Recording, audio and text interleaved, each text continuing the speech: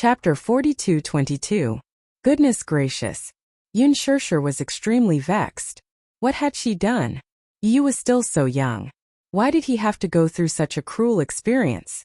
It's all my fault. Yun Shirshir covered her face sadly and said in a daze, "At that time I shouldn't have kept him by my side out of selfishness. I clearly didn't have the means to give him a wonderful childhood.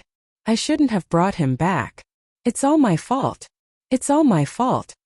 Alice looked at Yun Shirshir's sad expression and felt her heart ache. She didn't have a child, but she could understand this feeling. She imagined that she wanted to give him the best thing in the world. However, the reality was, she didn't have the ability to do so. Alice smiled helplessly and said plainly, "Who said that you didn't give him the best thing in the world?" Yun Shirshir looked up with tears in her eyes and looked at her in surprise. Alice smiled. "To him, aren't you the best thing in the world?" Yun Shirshir was stunned. She opened her mouth in surprise. When she came back to her senses, she gently wiped away her tears. When she heard the conversation between Yu and Alice while he was half awake, she felt heartbroken. However, when she heard what Alice said now, she felt a little conflicted. Don't give him what he thinks is good, and don't blindly put all the blame on yourself. Life is irreversible. Everything can't be overturned. Accept everything calmly. Thank you," Yun Shirshir said. "To think that I was still wary of you. I didn't expect you to be so much more mature than me. If you care too much about someone, you'll naturally be confused." As Alice said this, she flipped through the printed monitoring report and took a drag on her cigarette.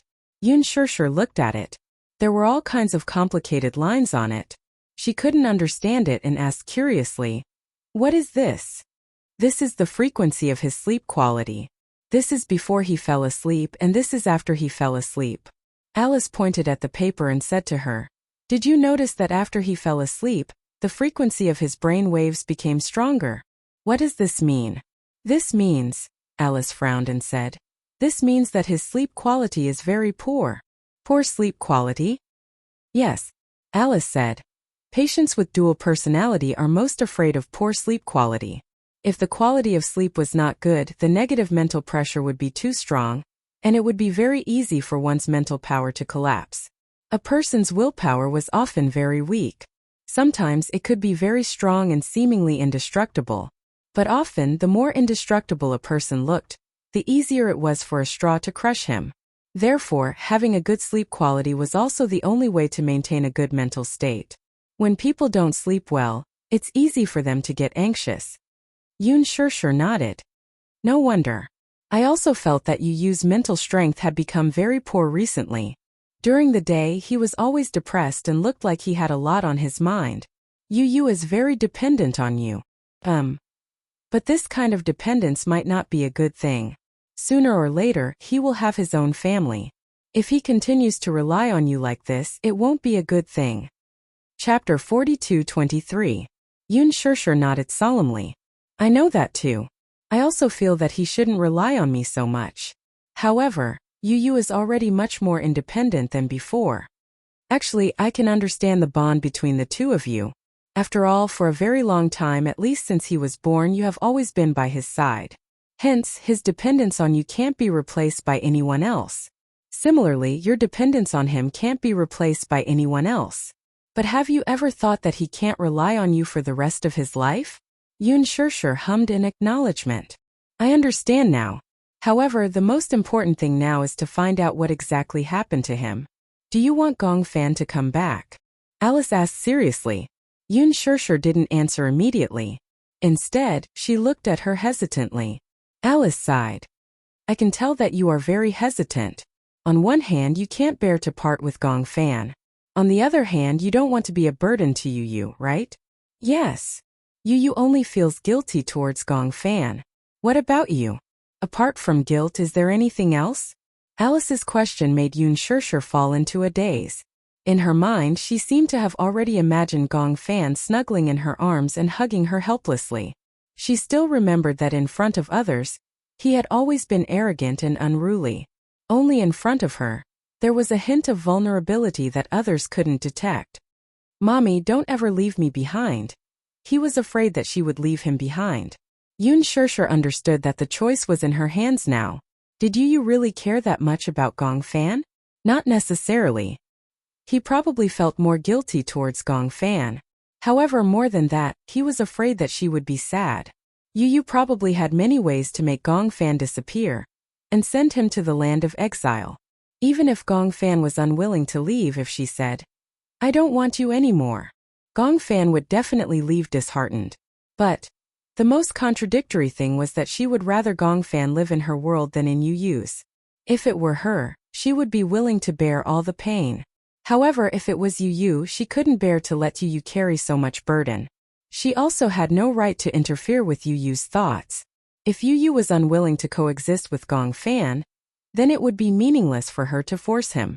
Moreover, if she put Yu in a difficult position, Yu would be the one to suffer. Thinking of this, Yun Shirshir's heart ached. Her hands fell weakly and she sighed. Forget it, I can't make Gong Fan stay. No matter what, I just want Yu to be fine. I can't put so much pressure on Yu because of my own thoughts. If you must force me to make a decision, I'm willing to. Yun Shirshir almost could not go on with her words. She looked up and looked at Alice seriously. Holding back her tears, she choked and said, "I'm willing to give up Gong Fan." This sentence was undoubtedly a knife to her heart. But she had no choice. She could not bear to see Yu on the brink of agony. Give up. Yun Shirshir persuaded herself. She thought that Yu would definitely understand her decision. Chapter 42-24. Can I perform hypnosis on Yu tomorrow? Hypnosis? She could tell that Yun Shirshir was extremely nervous when she heard the word hypnosis. She looked at her warily. Alice laughed when she saw this. Don't tell me you're thinking that I'm going to hypnotize Yu and make him lose his memory again? You won't. Yun Shirshir was just too sensitive. After all, she didn't have a good impression of the word hypnosis. The first time I performed hypnosis on Yu, I didn't get your consent. But it's different now. I'll seek your opinion now. If you agree, I can perform the hypnosis then. Why are you performing the hypnosis? Yun Shirshir asked with concern. She had to understand the nature and purpose of the hypnosis before she could come to a conclusion. Alice said, I want to find Gong Fan. The hypnosis was scheduled for 1:30 p.m. the next day. Alice had chosen this time because it was the time when people would feel sleepy after a full meal. At the same time, it was also the time when people would feel most relaxed. There was a high chance that the hypnosis would succeed at this time. Yu naturally agreed and was willing to undergo the hypnosis. She also wanted to know where Gong Fan was hiding. The hypnosis process may produce some painful images. Can you withstand it when you enter the depths of your dreams? Yu didn't think much of it and said casually, no matter how painful it is, can it be as painful as the first time I was hypnotized? Alice couldn't help but feel guilty. She cleared her throat awkwardly and didn't say a word. Yu turned to Yun Shirshir and said, Mommy, I'm going to start the hypnosis. Don't be here anymore. Be good and wait outside the door. Don't you want me to be here? Before Yu could reply, Alice immediately explained, when you perform the hypnosis, it's best not to have a third party present. Otherwise, the hypnotized person will be easily disturbed. All right. I understand. Yun Shirshir stood up and silently left the room. She respected Alice's opinion. Yu lay down on the recliner. From this angle, the afternoon sun shone on her body, especially on her face. It was warm and moist, and for a moment she felt sleepy. Alice casually placed a metronome next to her. She sat beside Yu and talked to him softly. Her voice became softer and softer. Gradually, Yu's eyelids became heavier and heavier. Relax. Close your eyes and imagine yourself lying on a patch of grass with the wind gently blowing on your face. Alice's voice was bewitching, guiding Yu's thoughts in the direction she wanted. Yu finally closed her eyes and her breathing gradually became even. He successfully entered the dreamland. When he opened his eyes again, he realized that he was really lying on a patch of grass. There was a blue sky and white clouds. There was a gentle breeze and the sun surrounded him. It was warm and comfortable. He just lay there freely and couldn't bear to move for a moment. What do you see? Alice's voice was still accompanying him. Yu opened his eyes and looked up at the sky. He saw a kite floating in the sky, flying higher and higher. I see a kite. A kite? Chapter 42-25. It's Gong Fan? Yu blurted out. Alice was stunned. Gong Fan? How could it be? In the dream, Yu was already running toward Gong Fan without a care for anything else. He was standing on the top of the mountain and could see far away. From his angle, he could easily see the person who was running and flying a kite at the foot of the mountain. He had the same attire, clothes, and face as him. However, his expression was cold. Even when he was flying the kite, his face did not have the innocence that a child of his age should have. Instead, he was looking at the kite in the sky silently. From time to time, he would step back and tug gently. Gong Fan. Yu did not expect to see him. He immediately ran towards him happily. Gong Fan. He was getting closer. It was as if there was wind under his feet. He quickly came to Gong Fan's side and called out softly. Gong Fan seemed to have heard his voice. He turned around and looked at him coldly, but a sense of disgust appeared in his heart. Why are you here?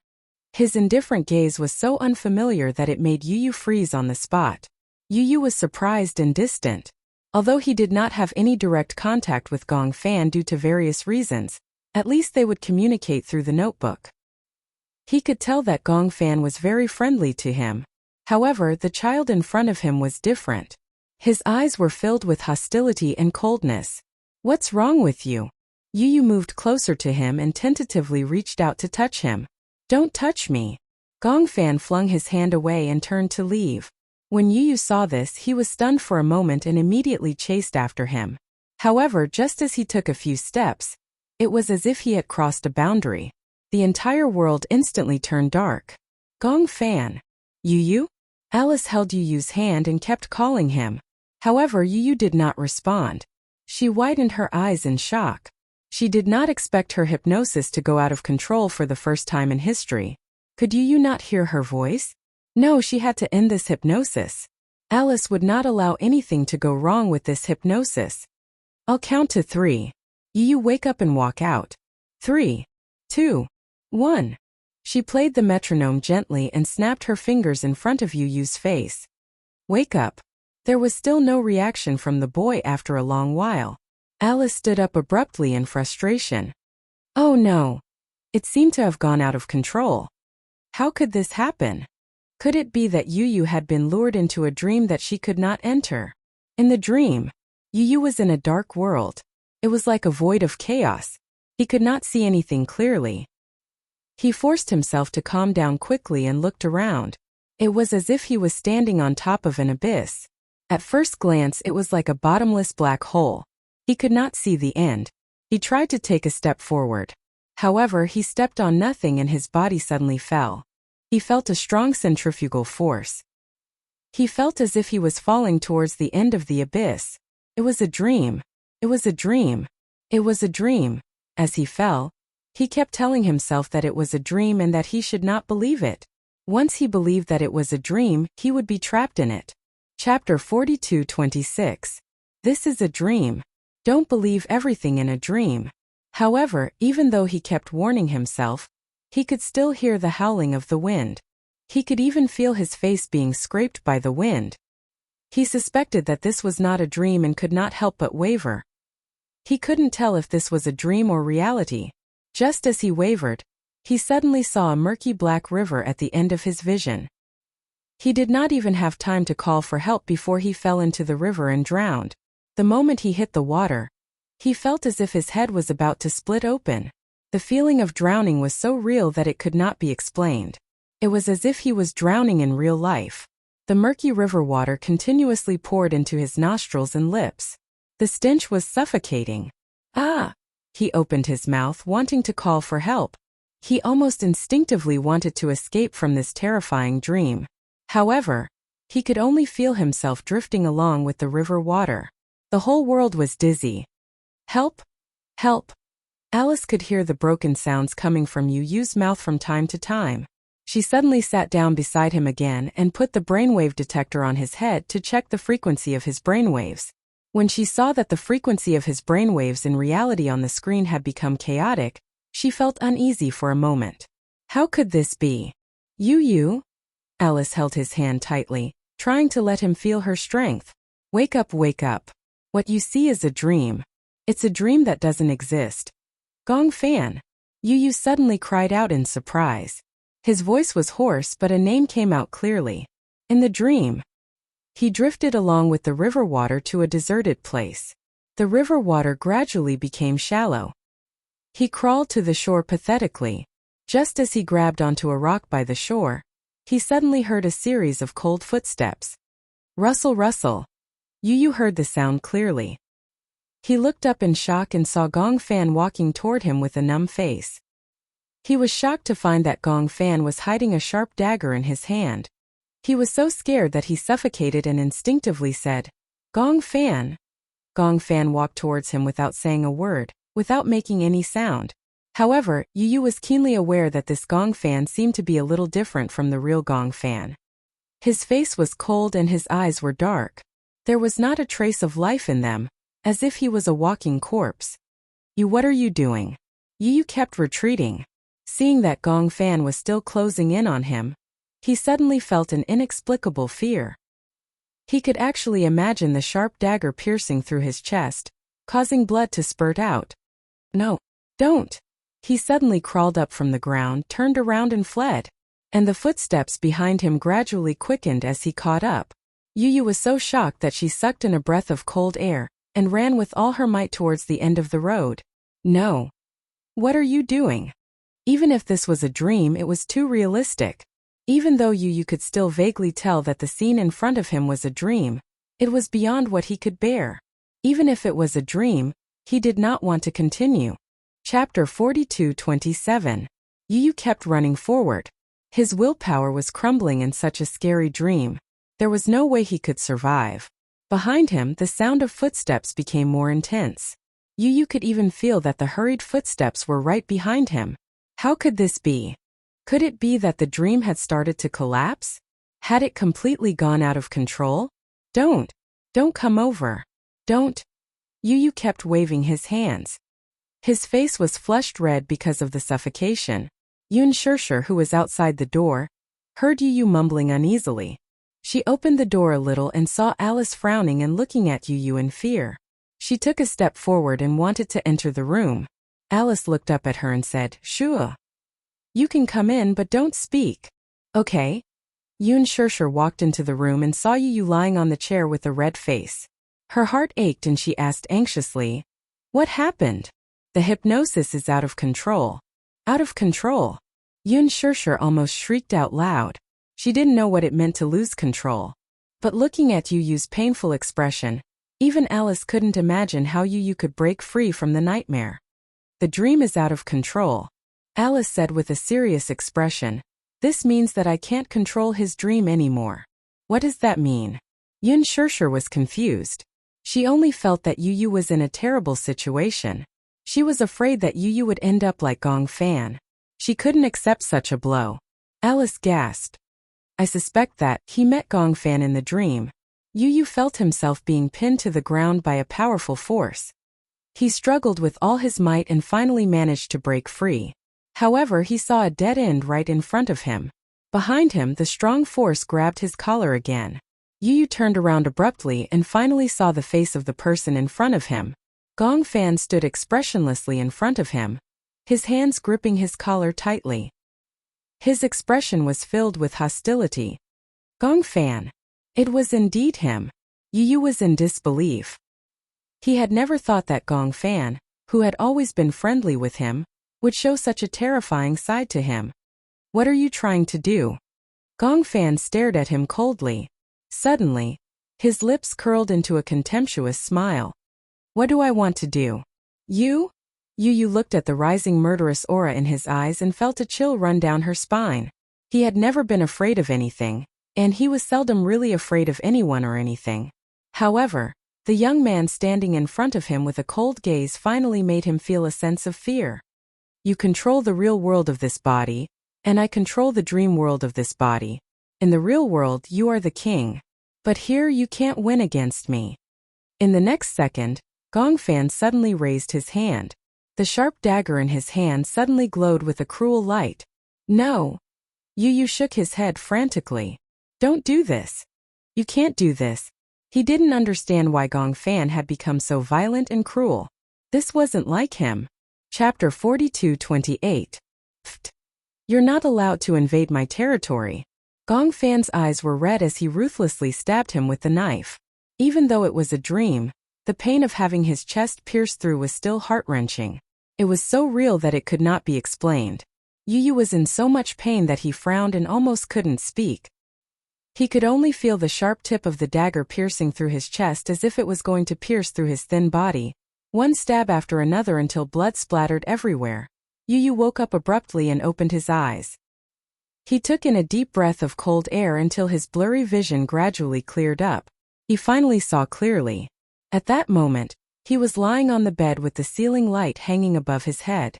Wuxia and Yun Shirshir were standing nervously in front of the bed. Alice was staring at him intently. She was drenched in cold sweat because of his repeated screams. Yu looked out of the window. It was already dusk. He fell asleep and unknowingly struggled in his dream for an entire afternoon. Even though he had slept, this dream made him even more exhausted. He leaned against the head of the bed weakly and his body was already drenched in cold sweat. Xiaoqian sat by the bed and looked at his pale face. Her heart ached and she felt uneasy. Yu was extremely tired. That dream was so real that he was still in a daze when he woke up. He recalled Gong Fan's ruthless and cold face in the dream and couldn't help but tremble. Yun Shirshir glanced at Alice. Seeing that Alice had acquiesced, she immediately walked up to Yu and hugged him tightly. Yu, did you have a nightmare? Don't be afraid. Mommy is here. Mommy is with you. Yu hugged Yun Shirshir weakly. He finally broke down and tears rolled down his face. Yun Shirshir rarely saw him cry. When she saw his tears, she was even more helpless.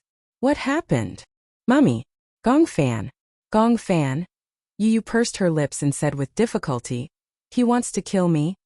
Yun Shirshir let out a short, and her eyes widened in shock. Alice immediately stepped forward and asked anxiously, what did you dream of? Do you remember? Yu refused to say anything. He buried his face in Yun Shirshir's arms and shook his head. Don't ask. I don't want to say anything. Seeing this, Alice gave up. She turned around and said to Wuxia and Xiaoqian, Shirshir is here to keep them company. Let's go out first. Let him calm down first. Xiaoqian pouted and said, I also want to stay and keep Yu company. Yun Shirshir turned around and coaxed him gently. Ichen, be good. Go out first. It's fine with Mommy here. Okay then. Mommy will keep Yu company. Xiaoqian was very obedient. With Yun Shirshir's words, he obediently left the room with Wuxia. Although Wuxia did not say anything and was not good at expressing concern verbally, Yun Shirshir could tell from his eyes that he was very worried.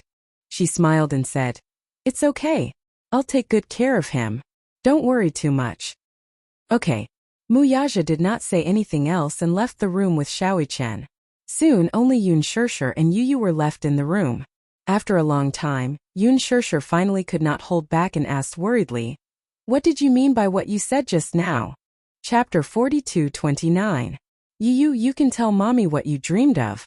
Mommy will keep it a secret and won't tell anyone. After her repeated coaxing, Yu finally raised his head. She saw that his eyes were unbelievably red. He was crying. Yu had always been like a little adult. He was mature, rational, and responsible. It was rare to see him cry. Seeing him cry, Yun Shirshir's heart ached even more. She hugged him tightly and said helplessly, It's okay if you don't want to talk about it. Mommy is just too worried about you. He wanted to kill me? Yun Shirshir was secretly shocked, but on the surface she maintained a calm expression. Gong Fan, I dreamed that he was chasing me with a knife. Then he pressed me against the wall and stabbed me in the heart. Yu recounted in a trembling voice. Even though he didn't add too much detail, just imagining that scene made him shudder uncontrollably. Yun Shirshir found it hard to believe. However, since he said that it was a dream, she comforted him and said, You said it was a dream. A dream is a dream. Don't take it seriously. I kept thinking that just now. Yu sniffed. His voice was still broken. But I still feel very scared. I keep feeling that although it was a dream, it was so real. I'm so tired, but I don't dare to sleep. I'm afraid that if I fall asleep, I'll have that dream again. Mommy, you said that the person who stabbed me with a knife, was it really Gong Fan? You said it was a dream. A dream is a dream. Reality is reality. You can't mix the two together. Since it's a dream and you're awake, forget everything in the dream. But, Mommy, my sixth sense tells me that that person was Gong Fan. He really wanted to kill me in the dream. When Yun Shirshir heard this, she couldn't help but hug him tightly. How can you kill someone in a dream? Even if a person dies 1,000 times in a dream, he won't die. But Yu was still feeling conflicted. That feeling was worse than death. Mommy, that dream felt so real. No matter how much I told myself that it was just a dream and that I shouldn't believe it so easily, I felt so tired after having such a dream. Even breathing felt exhausting. When Yun Shirshir heard this, she felt as if a knife was being twisted in her heart. It was so painful that she almost couldn't breathe normally. She gently kissed Yu's forehead and said to him, You have to be well. Mommy really doesn't know what to do. In front of him, Yun Shirshir felt a deep sense of powerlessness. She wanted to protect him, but she didn't know how. Ever since Yu was born, her life had never been peaceful. Ever since he was born, he had been in poor health. Then he found out about his dual personality. Yun Shirshir couldn't imagine how painful Yu's life was. However, what really made her heart ache was that Yu would rather bear such pain than let her know and make her worry. Alice said that Yu was very dependent on her. However, Yun Shirshir knew very well that she was even more dependent on Yu. She wanted to be close to him and understand what kind of life a person with dual personality lived. Because just listening to Yu's description was enough to make her tremble with fear. I'm sorry. Yun Shirshir choked with tears and said, Mommy didn't take good care of you, didn't protect you. Chapter 42:30. Yun Shirshir stayed in the room with Yu until it was late at night. Xiaoqian entered the room. Even though Yun Shirshir didn't say anything, Yu could sense that Yun Shirshir was very tired. Hence he stopped pestering her and urged, Mommy, go to sleep. Yun Shirshir was still worried. She continued hugging him and showed no signs of letting go. Xiaoqian saw this and said helplessly, Mommy, you're obviously looking down on me. Don't worry, I'll keep Yu company. If he doesn't want to sleep, I'll play games with him. If he wants to sleep, I won't disturb him. Yu pouted and said, I don't want to sleep and I don't want to play games. He had no interest in games. They were too retarded. However, he didn't want to sleep so early either. Even though he was very tired, and the afternoon nap had been even more tiring because of the nightmare, he still didn't want to sleep. He was worried that if he fell asleep, it would be a series of nightmares. He was afraid that his mental state wouldn't be able to withstand it. Xiaoqian said, Then I'll go to the study with you to read. Okay. Yu said to Yun Shirshir, Mommy, go to sleep. If you don't rest well, how can you take care of me? Don't worry, I'll be fine. Even though Yun Shirshir was still worried, she nodded reluctantly because Xiaoqian was around. Moreover, she was also tired. Hence, she stood up and reminded Xiaoqian to take good care of Yu. Then, she reluctantly returned to her room. After Yun Shirshir left, Yu didn't go to the study. Instead, he lay down on the bed and stared at the ceiling without saying anything. Xiaoqian saw that he was lying down and asked curiously, You look very tired. Your eyes are red. Aren't you going to sleep? I don't want to sleep. Afraid of nightmares. Xiaoqian smiled. I often have nightmares too, but no matter how realistic they are, they can't be real. I think it's probably because you're under too much pressure. That's why you're having nightmares with such strong negative energy. Yu turned to look at him. She furrowed her brows and looked a little anxious. Do you really understand what it's like to have a nightmare? Xiaoqian was stunned. If it's possible, I don't want to have such a scary dream anymore. Yu closed her eyes and opened them weakly. Because he didn't sleep well. His mind was in a trance. Once a person didn't have a good sleep, they would become abnormally anxious. Even someone as gentle as Yu was a little impatient. She slammed the pillow on the bed onto the cupboard.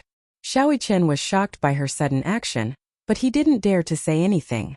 He was afraid that if he said something careless, it would make Yu even more anxious. Hence, he obediently kept quiet. Yu's temper gradually went out of control. He flipped over, grabbed all the blankets and wrapped them around his body. His entire body was covered by the blankets. Xiaoqian looked at him helplessly but didn't say anything. Instead, he walked over to the cupboard and took out another blanket. He didn't dare to disturb Yu. Carefully, he laid the blanket on the bed.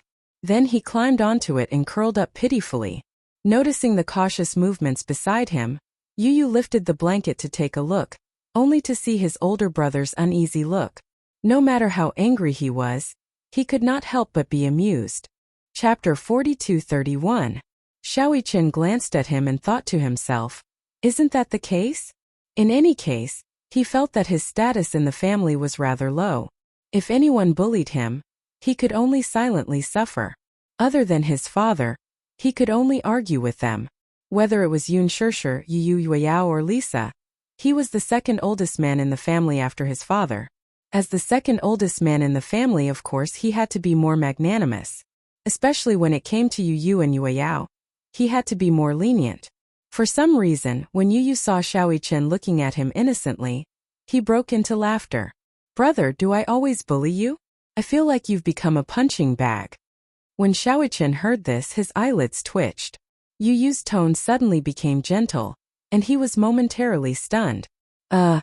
Okay. I won't bully you anymore. Otherwise, you'll always think that I'm bullying you. Xiaoqian pursed his lips and said in an old-fashioned manner, well, I'm your older brother. Also, when you were in mommy's stomach, I was always fighting with you for nutrients. When you were born, your body was already weak. The more he spoke, the lower his voice became. Other people might not be able to understand Xiaoqian's feelings. He vaguely realized that Yu's poor health might have something to do with him. When he was in Yun Shirshir's stomach, he must have been the most domineering one, fighting with his twin brother for nutrients. Therefore, he felt an indescribable sense of guilt towards Yu. If it wasn't for him, Yu might have been very healthy. At the very least, he wouldn't have wasted his childhood in the hospital. He could have been like other children, flying kites outside every day and playing with other children. He wouldn't have had to watch helplessly. Xiaoqian suddenly recalled, I remember playing a horror game in the past. The main characters in the game were a pair of twin sisters. Twin sisters? Yeah. According to the ancient customs of many countries, the firstborn twin is considered the younger brother or sister, and the last-born twin is the elder brother or sister. Oh? Why does it say that? Xiaoqian said, I read a report saying that medical science believes that the firstborn twin should be the younger brother or sister. Since the second twin is born in the womb, it means that they develop earlier. The second twin's the second twin is closer to the uterus, therefore, they're born first. I see. When he heard this, he couldn't help but find it interesting. According to this logic, I should be the elder brother. Yu stroked his chin and came to this conclusion with a straight face. In that game, it's the same. Those who are born first are the younger ones, and those who are born later are the older ones. No wonder I'm more mature than you. Xiaoqian's game was called Zero Red Butterfly. In the game, there was an ancient village, Jieshan Village, which was built at the entrance of the Yellow Spring. In order to suppress the hollow that was humming at the entrance of the Yellow Spring, they held a ceremony to sacrifice the twins as Hongji. Chapter 42:32. When the power suppressing the void weakens, they must sacrifice the red Ji. Otherwise, when the void's resentment erupts, it will lead to the destruction of the village.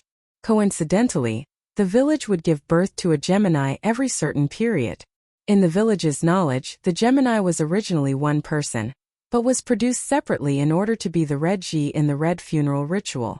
Therefore, the villagers believed that in the red funeral ritual, when one of the Gemini killed the other, the Gemini would merge into one and release a powerful force. This force could suppress the voids and protect the village.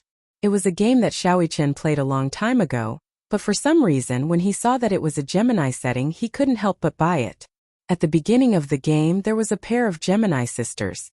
The older sister, Amakura Ing, broke her leg when she played with her younger sister, Amakura Inai.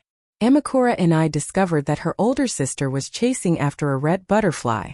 Amakura Inai chased after her older sister and accidentally crossed a barrier, entering a village that had disappeared from the map. In the process of searching for her older sister, she also learned about the village's secret. It turned out that the village had disappeared a long time ago. After the Toshiro family completed the last successful ceremony, the village held the red funeral ceremony again. This time it was held by the Tachibana family's twins, Muyu and her older brother, Shuyu. The two of them were kind and had deep feelings for each other. However, during the ceremony, Shuyu couldn't do anything to Muyu, so she was killed by the ceremony and thrown into the void. Although Muyu was indeed killed during the ceremony, Shuyu's longing for Muyu was too strong, so the red funeral ceremony failed and the void wasn't suppressed.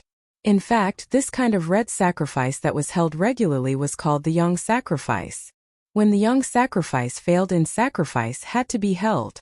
It was used to temporarily prevent the resentment of the void from exploding, so as to buy time for the next yang sacrifice. The content of the yin sacrifice was to turn the sacrificial person into a wish like a human pillar and then throw him into the void. If both the yang funeral ceremony and the yin funeral ceremony failed, there would be a great payback, which was the moment of destruction. After the yin funeral ceremony, they had to prepare for the next ceremony. The next ceremony was held by the village chief, Hiais, who was the head of the ceremony. Hiais had a pair of twin sisters. After his two daughters were born, he was certain that these two daughters had come to this world with the mission of offering sacrifices. The elder sister was called Ba Chong, who was born later, and the younger sister was called Sha Chong, who was born earlier. They were the Tao Tsong sisters before reincarnation. Shuyu didn't want the same tragedy to happen to the Hiai sisters, so she wanted to ask someone to take the sisters away from the village. Shuyu had promised Muyu not to let the same thing happen again. After asking the folklorist Zongfang to take the two sisters away, Shuyu thought that he had fulfilled his promise with Muyu. Unable to let go of Muyu's death, he finally hanged himself in the confinement room. However, what he didn't know was that the only one who had truly escaped from the village was his sister, Yachi. His sister accidentally slipped down the hill and broke her leg. She was found by the villagers. Chapter 42-33. In fact, she was willing to accept the sacrifice because according to legend, if the sacrifice was completed, she would be able to become one with Yachi. She hoped that Yachi would kill her. However, Yachi did not return until the day of the sacrifice.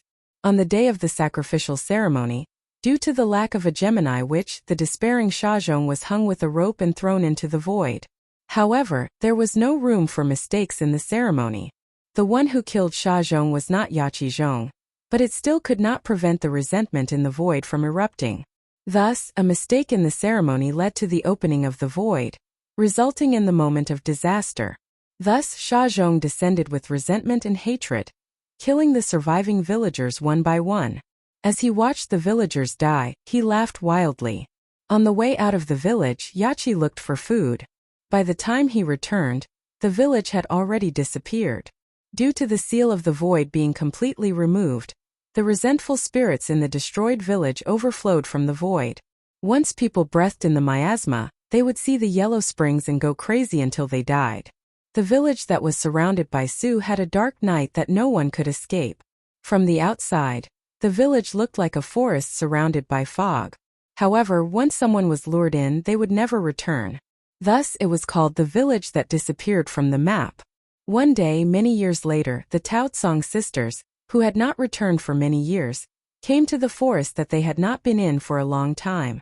Due to their strong spiritual perception, they encountered Cocoon, who was similar to Shazhong's sister. They were lured to the village that disappeared from the map. The worried sister Su chased after them. The sister was the reincarnation of the previous life sister, Shazhong. She was lured back to the village. In the ending of the game, Tao Tsong and I replaced Yachi in the previous life and completed the sacrifice, killing the sister. At the end of the game, Xiaoi Chen was immersed in the background of the game and the emotional world of the protagonist. In the ending, Tao Tsong and I was bewitched and had no choice but to strangle Tao Tsong to death. In the end, she chased after her sister who had turned into a red butterfly and cried in despair. Xiaoi Chen did not dare to imagine. If it was him, he would be living a life worse than death. After listening to the story, Yu could not calm down for a long time. This is superstition, he said. Every country has people who believe in superstitions. Xiaoi Chen said. Fortunately, we don't live in such a world. Actually, such a sacrifice does exist in Japanese folklore. But I think it's not only shocking but also cruel. The boy suddenly asked, "If it were you, would you be willing to complete the ritual?" "I don't want to," he replied angrily. "I'll definitely kill whoever forces me to complete the ritual." It was rare for him to be so murderous.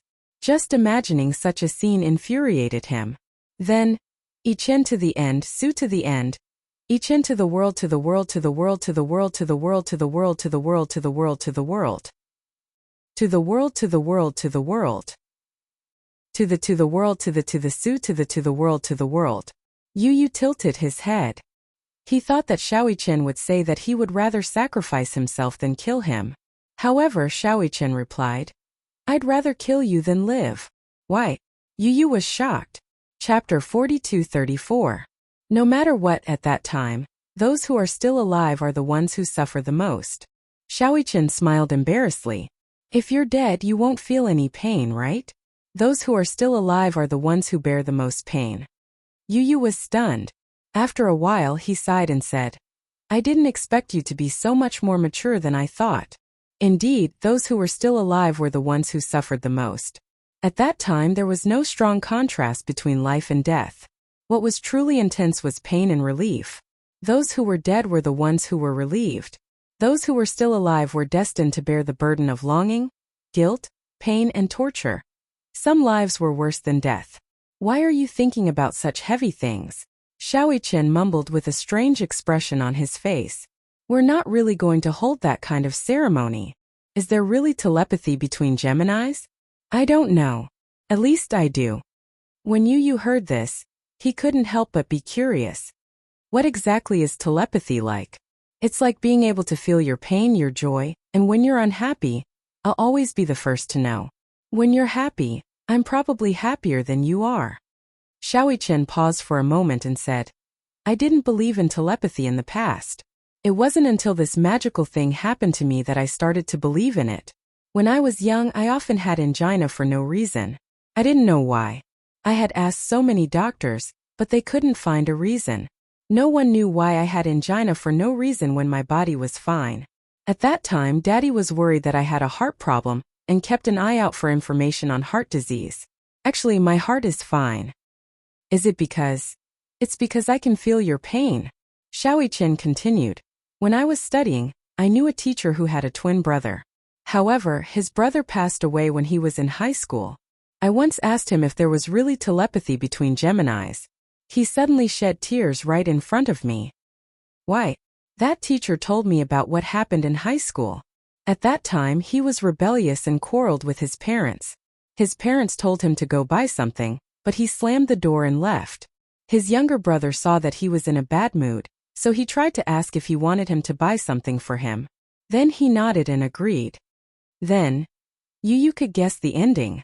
Then something happened on the way there. Suddenly he felt a strong heartache. He didn't know why, but at that time he realized that something had happened to his brother. So he planned to go out to look for him. Just as he was looking for the key, he received a call from his uncle.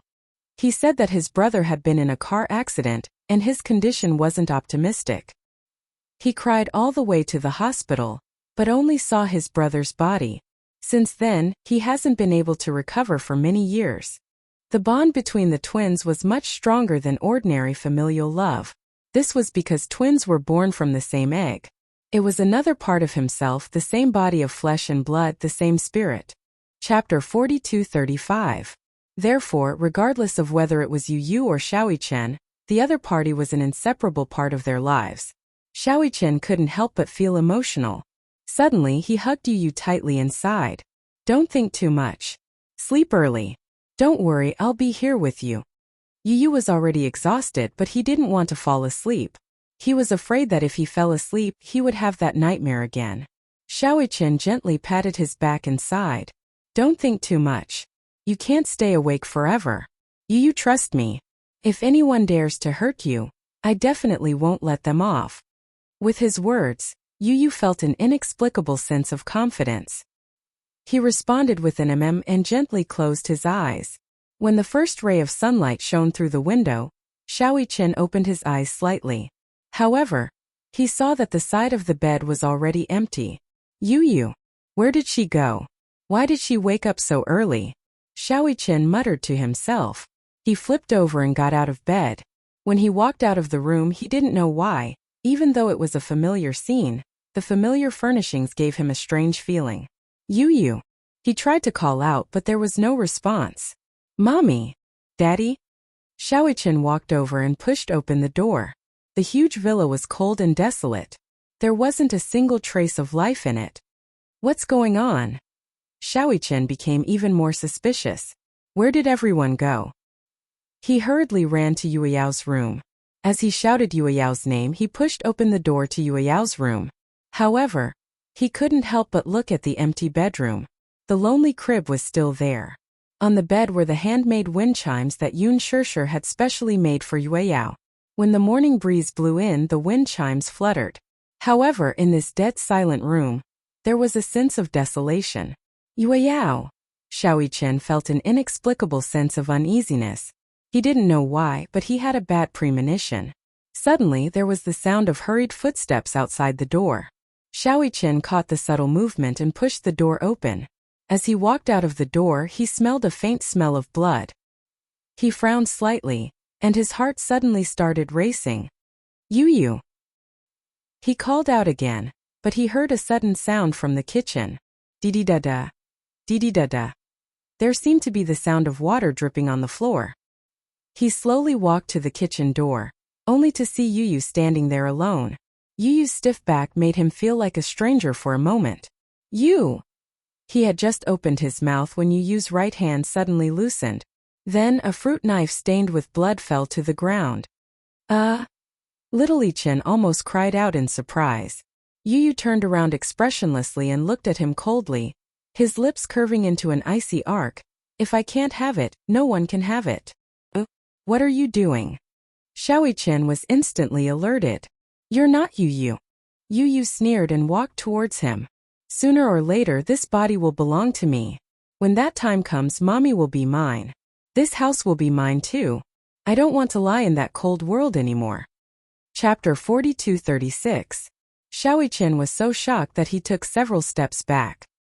He clenched his fists and looked down at Xiaoqian's wrist that was stained red with blood. Your hand! Xiaoqian furrowed his brows tightly as a wave of anger surged in his heart. He rushed over anxiously and grabbed Xiaoqian's collar. Gritting his teeth, he said, "This isn't your body. You don't have the right to touch it." Oh, does your heart ache for it? Yu raised his eyebrows and looked at Xiaoqian up and down. His gaze was cold as ice. Then what right do you have to interfere in the matters between me and him? Who says that this body doesn't belong to me? Look, I can control it as I wish. As he said this, he grabbed Xiaoqian's wrist. I can do whatever I want. No one can interfere with me. Since I'm destined not to have it, I'd rather destroy it than leave me behind. Yu pushed Xiaoqian away forcefully with both hands. Xiaoqian didn't know where Xiaoqian got his strength from, but he slammed hard against the wall and fell to the ground in a sorry state. He was about to get up when he saw a hand sticking out of the unlatched cupboard door. He widened his eyes in shock and reached out to touch it gently. He recognized the diamond ring on the ring finger of that hand. It was Yun Shirshir's hand. Her hand came out of the cupboard weakly without a trace of life.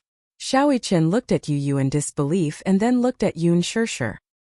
He swallowed hard and opened the cupboard door, only to see Yun Shirshir's cold body curled up in the cupboard.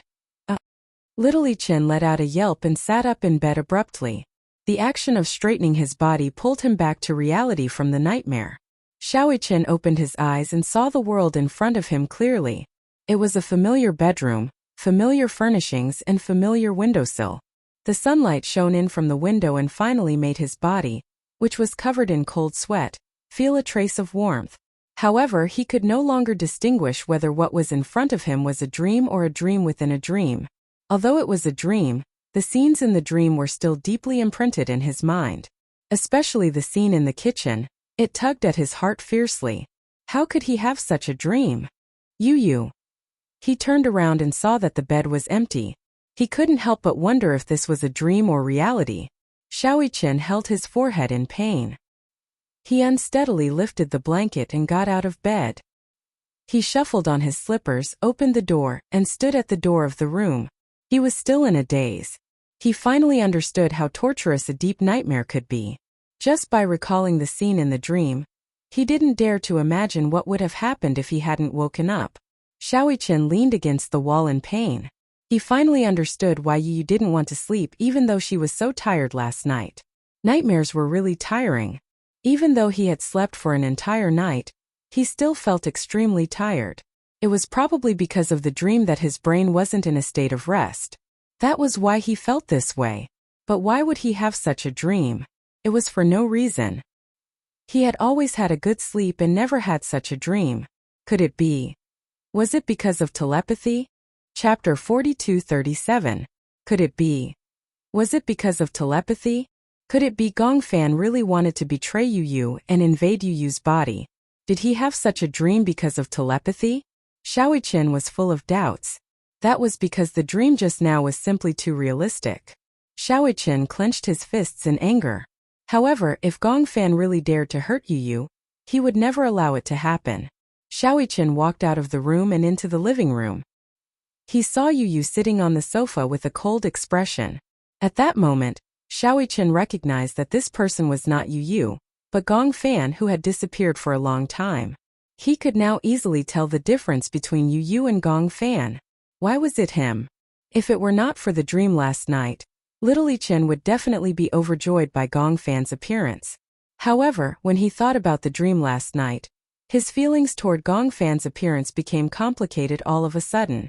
Gongfan. When Gongfan heard this, he turned to look at Xiaoqian. However, there wasn't much emotion in his eyes. You're awake? Little Chen hummed in response uncomfortably. He sat down next to his older brother, but he was wary of keeping a distance from him. Why are you up so early? When Gongfan heard this, he took a sip of milk and said calmly, I wanted to get some sun. Perhaps it was because he had been asleep for too long that Gongfan didn't want to waste time sleeping. Hence he got up early in the morning. In the living room, sunlight shone in and landed on his body. It was as if he was covered in a layer of gold. Xiaoqian's eyes met his briefly. While he was in a daze, he suddenly heard the sound of water splashing from the kitchen. For some reason, Xiaoqian thought of the dream. He stood up nervously and hurried to the kitchen.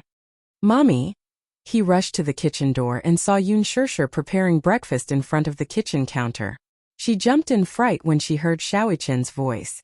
She turned around to look at the door, only to see Xiaoqian heave a sigh of relief when he saw that she was only washing the cups.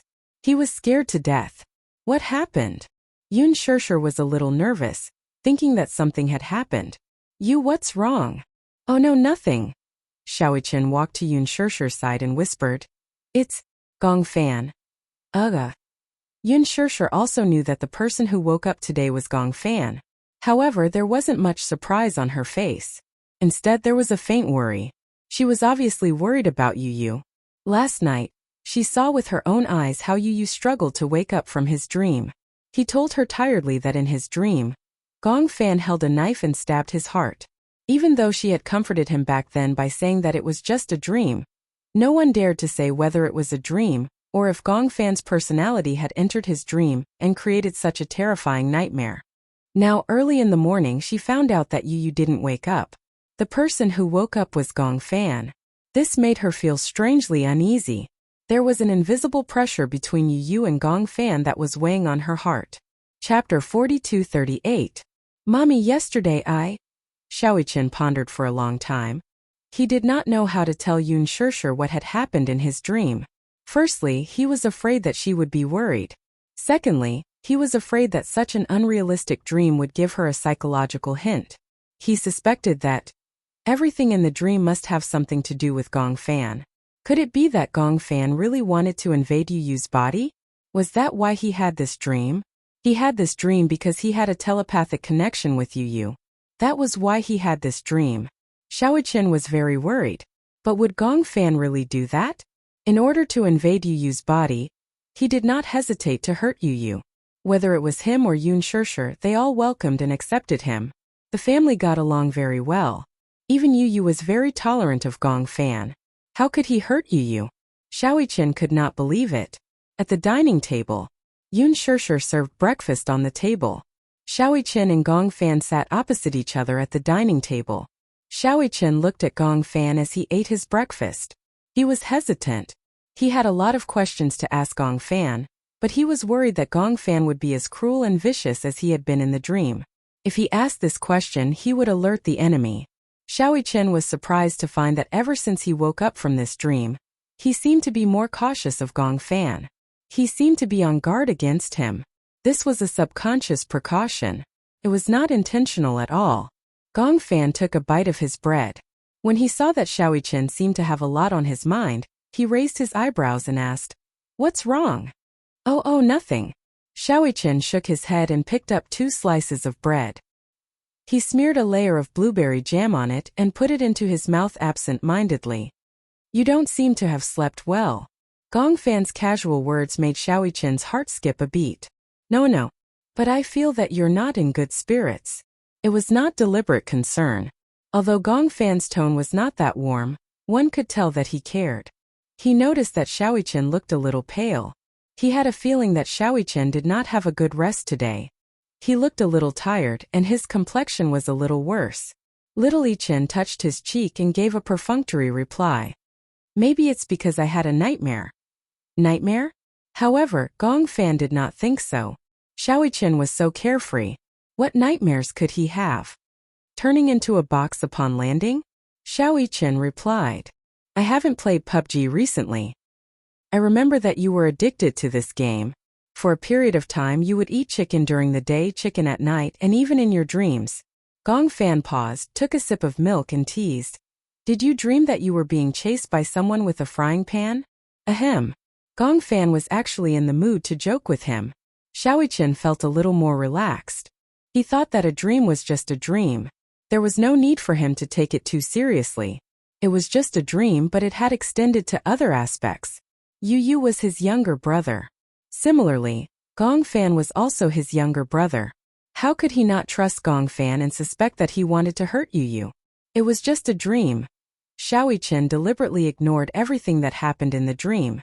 Chapter 4239. Xiaoqian was distracted, and Gong Fan was obviously in a daze as well. He kept using the knife and fork to rub the egg yolk on the plate, as if he was thinking about something. Yun Shirshir couldn't help but worry when she saw him in a daze. "What are you thinking about?" Gong Fan only snapped back to his senses after a while. He looked up at her and replied, "Oh, I feel a little unfamiliar. I feel like I've been asleep for a long time." Xiaoqian smiled and said, "You're right. You've been asleep for a long time." Gong Fan frowned. Yun Shirshir asked tentatively, "Do you remember where you were before you fell asleep?" Gong Fan recalled for a moment and looked up.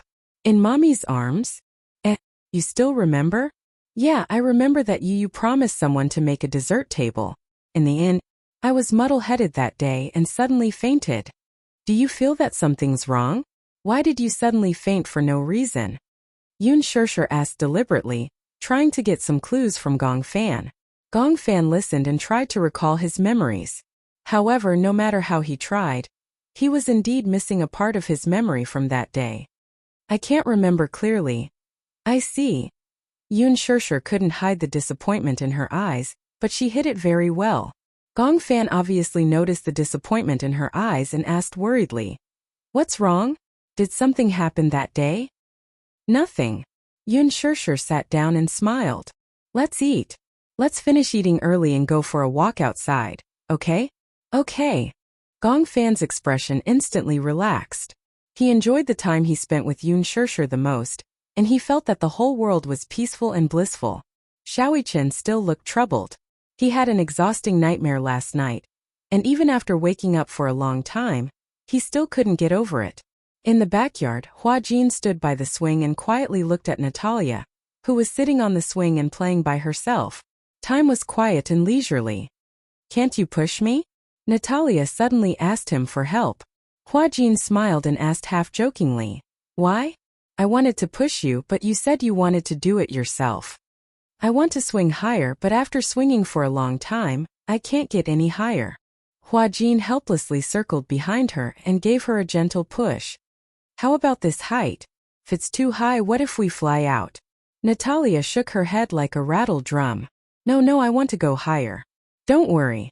I'll hold on tight. When Huajin heard this, he was also helpless, so he repeatedly reminded him, you must hold on tight, otherwise, you will definitely fall and become stupid. Yes. Natalia nodded and held the rope. Huajin gave it a little push, and the swing swung high. Wow. Natalia squinted her eyes and smiled excitedly. After the swing swung high, it gradually slowed down. After experiencing the excitement, Natalia settled down and sat on the swing, allowing the gentle breeze to caress her face. When is Daddy coming back? She abruptly blurted out this sentence. When Huajin heard this, he was stunned. He raised his eyebrows and asked, why? Do you miss Daddy? Yeah. Chapter 4240. Didn't you just video call him a few days ago? Huajin said again. Daddy is so busy, he might not have time to come back. Why don't you call him and ask when he will come back? Natalia's eyes were wide open, and she looked expectant. Huajin didn't want to disappoint her, so he walked to the side and took out his phone. He looked at Gongjie's FaceTime, hesitated for a moment and finally dialed.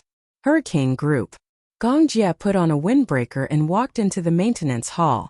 He looked at the huge monster parked on the tarmac, an armed helicopter. This was his personal vehicle. Armed helicopters were equipped with weapons and developed for the purpose of carrying out combat missions. They were divided into ordinary armed helicopters, stealth helicopters, and high-speed armed helicopters. Armed helicopters could be divided into two major categories: special purpose and multi-purpose. The special purpose type had a narrow fuselage and stronger combat capability. The multi-purpose type could be used to carry out attack missions, as well as transport, landing, and other missions.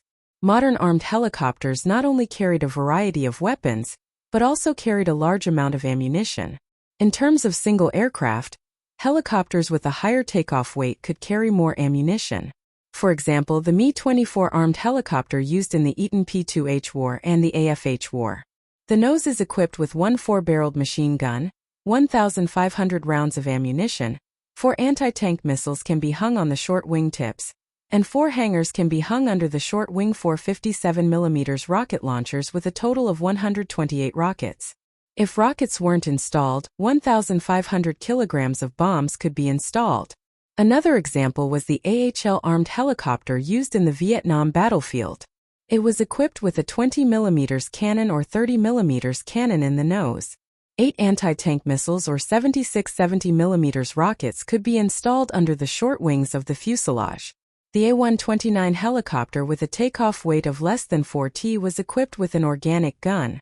It could carry 8 Hort missiles or 52 70mm rockets. The air combat type could carry 8 Mistral air-to-air missiles. For an organized armed helicopter unit, its firepower couldn't be underestimated. At this moment, this huge armed monster was undergoing daily maintenance. Men were creatures with a strong desire to conquer. Therefore, they liked cars, tanks, and guns. Not everyone could own such a huge armed monster. This military helicopter was a gift from Gong Xiaoying when he came of age. So far it had been in service for 10 years. If the results of this maintenance were not good, he would probably have to retire. Gong Jia could not bear to part with her. After 10 years, it was impossible to say that he had no feelings for this comrade.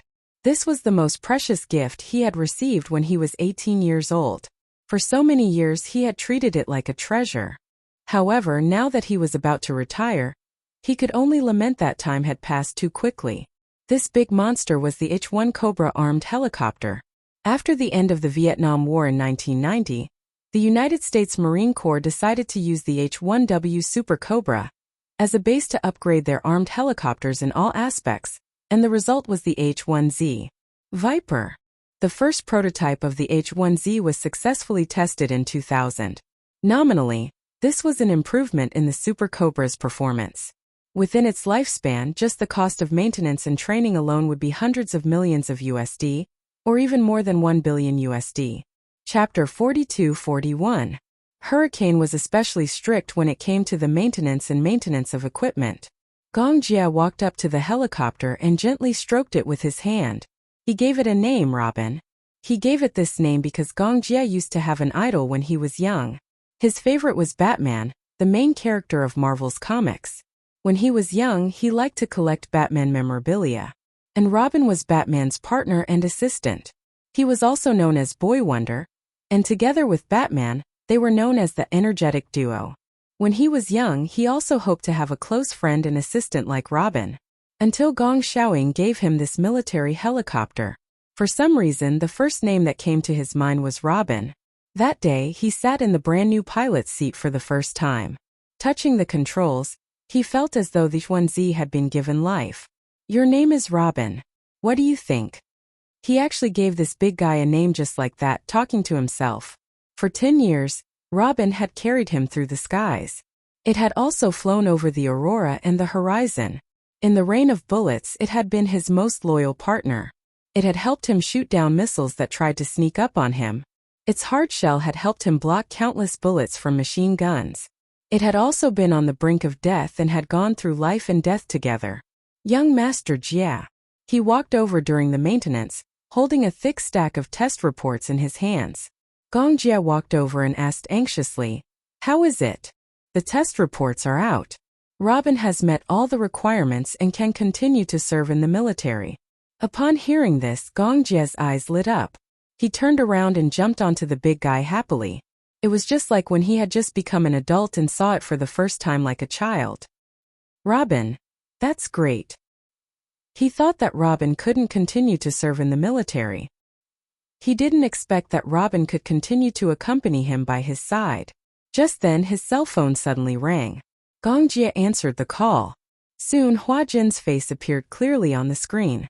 At the same time, Hua Jin also saw Gong Jia's face on the screen. For some reason, Hua Jin saw a smile on Gong Jia's face. It was rare for him to see him smiling so happily. Usually, he had a cold face and an indifferent expression on his face. It was rare to see him smile so innocently like a child.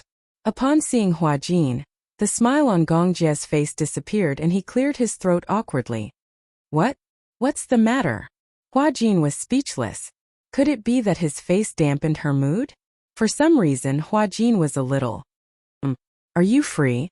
Gong Jia thought about it for a while. He did not seem to have much free time recently. His schedule was packed. What's wrong? What's the matter? Natalia misses you. He kept asking me. When are you coming back? Give her the phone. Okay. Hua Jin passed the cell phone to Natalia. Natalia held the cell phone and saw Gong Jia's face. She immediately smiled. Daddy, are you busy? She looked at him eagerly. Although she was smiling, the anticipation in her eyes made Gong Jia unable to say that he was busy. Daddy, do you miss me? Natalia asked again.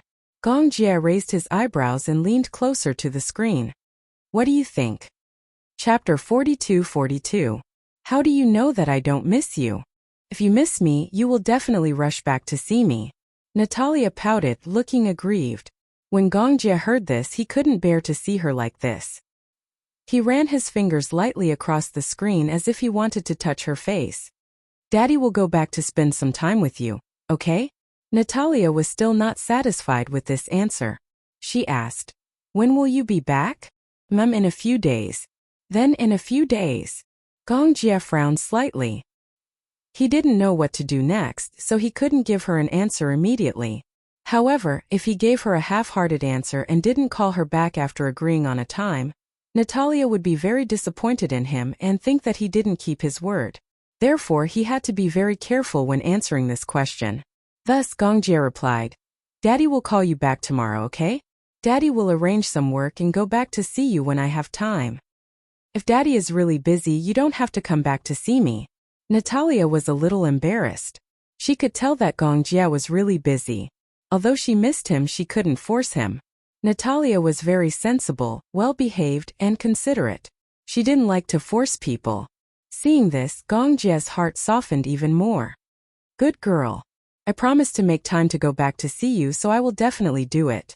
However, I don't know what to do next. Why don't you pass the phone to Uncle?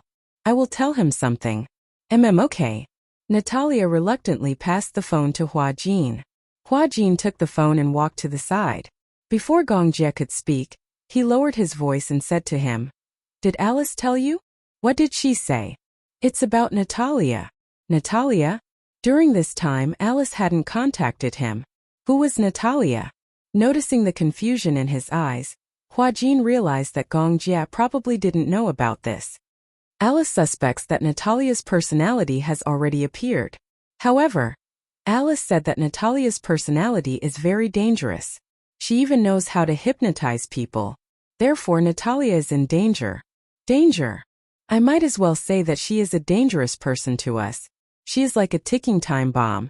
We don't know when she will explode, but we don't know if she will explode. Gong Jia frowned and said immediately, Alice didn't mention this to me. I think she is too suspicious. Huajin paused for a moment and said, I've been under a lot of pressure recently. It's not that I'm scared, but I'm worried that I won't be able to take good care of Natalia.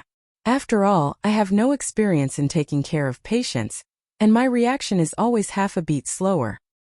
Don't worry, there's no need to be so stressed. Just pay more attention to her condition. I believe that with Alice around, the situation won't get out of control. I will arrange my work as soon as possible and try to return to China as soon as possible. Because Alice was by Natalia's side, Gong Jia wasn't very worried at first. However, when he heard Huajin's words, he realized that things might not be so simple. Chapter 42-43. Huajin nodded. For some reason, when Gong Jia promised that he would arrange it as soon as possible and return to see Natalia, Huajin felt inexplicably relieved. The name Gong Jia seemed to signify an absolute sense of security and reliability. Huajin put away his phone and walked in front of Natalia. Under her expectant gaze, he smiled and said, Daddy will arrange for work as soon as possible and return to accompany you, Are you happy? Natalia was so happy that she stepped on the waves. Uncle Huajin. I feel so lucky to have met Daddy and you. Natalia didn't know why, but she felt extremely emotional. She suddenly jumped off the swing, ran in front of him and gave him a big hug. I love you. Perhaps it was because she grew up in the West, but Natalia knew how to express love. Huajin was stunned. He didn't expect Natalia to give him such a warm hug. It seemed to be the first time she hugged him so actively. He was overjoyed. He also squatted down and hugged her tightly. I love you too. Yeah. Natalia blinked and suddenly thought of something. She lowered her voice and asked softly, Then if I make a mistake, will you and Daddy not want me anymore? How can that be? Huajin didn't think much of it. Who doesn't make mistakes? No one is a saint and will never make mistakes. How can we abandon you just because you make a mistake? Natalia's eyes couldn't help but turn red when she heard that. Huajin suddenly realized why she asked that. She had lived in an environment with too many uncertain factors since she was young. It wasn't an exaggeration to say that she was homeless. Strictly speaking, Natalia didn't have any real family. At first, when Gong Jia said that he wanted to adopt her, she didn't think much of it. She had a feeling that this family wouldn't last for long. She didn't have much confidence in the concept of home and happiness. Therefore, she felt uneasy and cautious. She even deliberately distanced herself from him because she was afraid that once she put her feelings into it, she would be sad once they were separated. Then it's a promise. Natalia carefully extended her pinky. Her eyes sparkled as she moved closer to Huajin and pouted. Pinky promise. From now on we're a family. No matter what, let's never be separated, okay? After spending so much time together, Natalia realized how warm it was to have a family, even though they had been living together peacefully. It was this long-lasting warmth that made Natalia even more dependent on Huajin. The more he felt warmth, the more he felt that this warmth was precious, and the more he wanted to cherish it. Especially today, after the phone call with Gong Jia and learning of her needs, he immediately arranged for work and flew back to accompany her. It made her feel like she was being treasured. Therefore, she also wanted to cherish it and open her heart to let Huajin and Gong Jia live in her heart. Huajin reached out his pinky and gently hooked it with hers. His lips curled into a smile, revealing his pearly white teeth. I promise you. Natalia looked at him and smiled. Chapter 42-44. She was grateful to Huajin and Gong Jia for giving her such a family, even though such a family seemed to be different from other children's families. Everyone else had a mother and a father. It was a pity that her family didn't seem to be such a combination. Natalia leaned into his embrace and suddenly asked curiously, "If I call him Daddy, what should I call you?" "Uncle." Hua Jin raised his eyebrows. "Isn't that what you've always called me? But I want a mommy too." As Natalia said that, she suddenly smiled mischievously. She sized up Hua Jin and said sweetly, "How about I call you mommy?" "No." Hua Jin said awkwardly. "I'm a man. How can I call a man mommy? That's how you address a woman." "But you're prettier than most women." Natalia blinked, but her expression was sincere. Hua Jin was speechless. That he couldn't deny it. He was indeed prettier than most women. "But that's not a reason for you to call me mommy." Haha. Natalia didn't care. She kept calling him mommy. Hua Jin corrected her, but it didn't work. Finally, under Natalia's coaxing and pestering, he nodded. "You're not allowed to call me that outside." "Then what should I call you?" Hua Jin was also confused. "That's right." Hua Jin suddenly said. "How about you call me Daddy too?" After a pause, he felt a little guilty. "Are you willing to call me that?" "I'm willing. But, what if you're both here?" Natalia didn't say it clearly, but Hua Jin understood what she meant. She meant that if Hua Jin and Gong Jia were both present, wouldn't it be easy to confuse them if they both called him Daddy? "How about this?" Natalia said. "I'll call Gong Jia Daddy Jia and you Daddy Jin." Pfft. Hua Jin suddenly laughed. It sounded as if he and Gong Jia were a couple. It felt weird. In foreign countries, many gays and lesbians formed marriage families, and their adopted children were called that. If outsiders heard it, they would misunderstand that he and Gong Jia were a couple. Daddy Jin. It sounds nice when you call me that." After spending so much time together, she was no longer as cold and distant as she was when they had first met. This question stumped Natalia. She mumbled, "I like both of them." "Oh." Hua Jin asked again. "If he and I both fell into the sea, who would you save first?" Natalia furrowed her brows. I don't know how to swim. If I save you, I'll die too." "Ha ha ha." Hua Jin was amused by her serious answer. "What I mean is, if you know how to swim, then I'll definitely save you first." "Why?" "'Cause Daddy Jia knows how to swim." Natalia looked troubled. Chapter 42-45. I'll tell you a secret, okay?" Natalia said seriously. What secret?" "Actually, I have an older sister." Natalia hesitated for a long time before deciding to tell him the secret. Hua Jin's expression changed instantly. "So this is a secret. Don't tell anyone else, or else my sister will be angry." "What's your sister's name?" "Natalia," Natalia said. "Actually, it feels weird to say that she's my sister because other than me, no one else has seen her. I feel that she's more like another me." "You can see her?" Probably." "Probably?" Hua Jin was a little confused by her tone. Why did she sound so uncertain? "So can I see her or not? Does it count if I see her in my dreams?" "In your dreams?" I feel that she can control my body. Do you know about the crystal ball?" Hua Jin vaguely sensed that he might be able to find some clues about Natalia from Natalia's mouth. Hence, he listened to her attentively. "That crystal ball was a gift from my sister Natalia."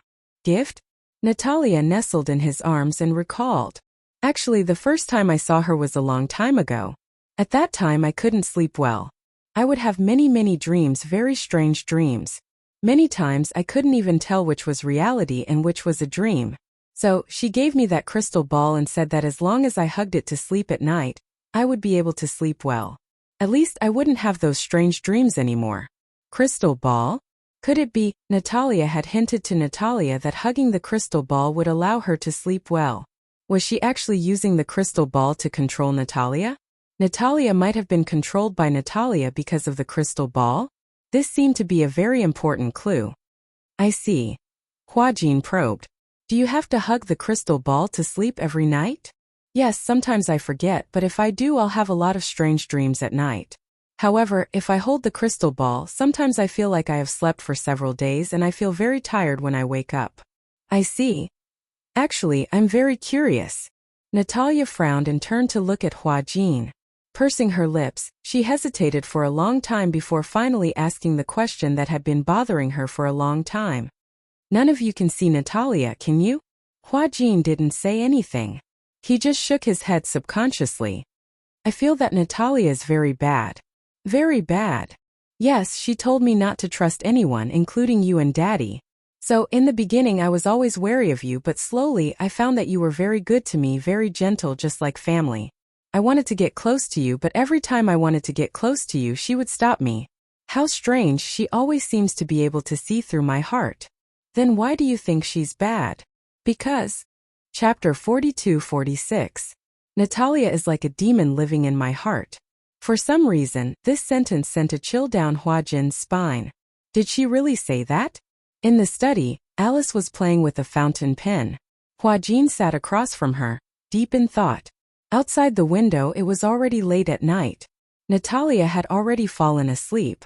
When Alice returned home, Hua Jin told her everything, no matter how big or small, about what had happened. Alice was surprised to hear it. Wait a minute. My mind is a bit messed up. Alice frowned.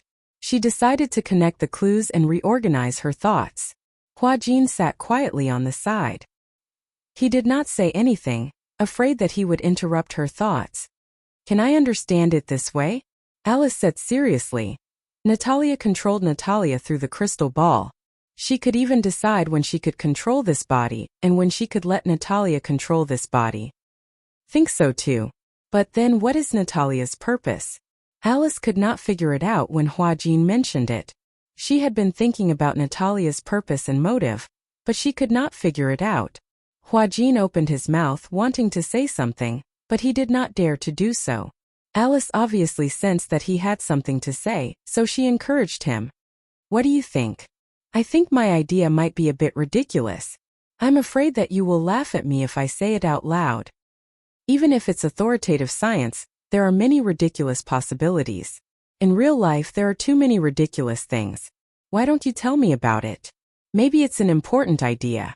Don't you think that it's suspicious that Professor Romanka allowed us to adopt Natalia so easily?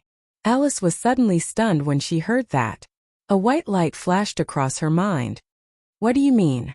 Since Professor Romanka created Natalia, does he have the ability to control this personality? Perhaps, in terms of relationship, Natalia regards him as her father or perhaps as her master? Alice frowned and her eyes suddenly flashed with a sharp light. That's the main point. Then, since there is such a possibility, can Natalia's motive be considered as Romanka's, that he was the one who ordered Natalia to do all this? It's not impossible. Alice rubbed her temples. Hua Jin's words had undoubtedly opened up her mind. Then, encouraged, Hua Jin finally voiced his doubts bravely. What's Professor Romanka's motive for creating Nataraisa? You should know better than I do. Before this, I've looked into his academic research and spent some effort, but I also learned that Professor Romanka has always wanted to create a personality society to achieve the goal of controlling people with multiple personalities.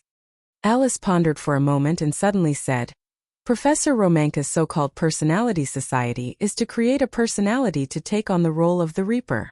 Reaper? Alice said in a low voice. Yes. This Reaper has the status of a leader recognized by all the personalities, and has enough authority to control the life and death of all the personalities. Chapter 42-47. How is that possible? Hua Jin, on the other hand, was in disbelief. Don't tell me that even the main personality of a Reaper can be completely controlled? It's not to the extent of being controlled. However, it's hard to completely rule out this possibility. That's equivalent to not saying anything.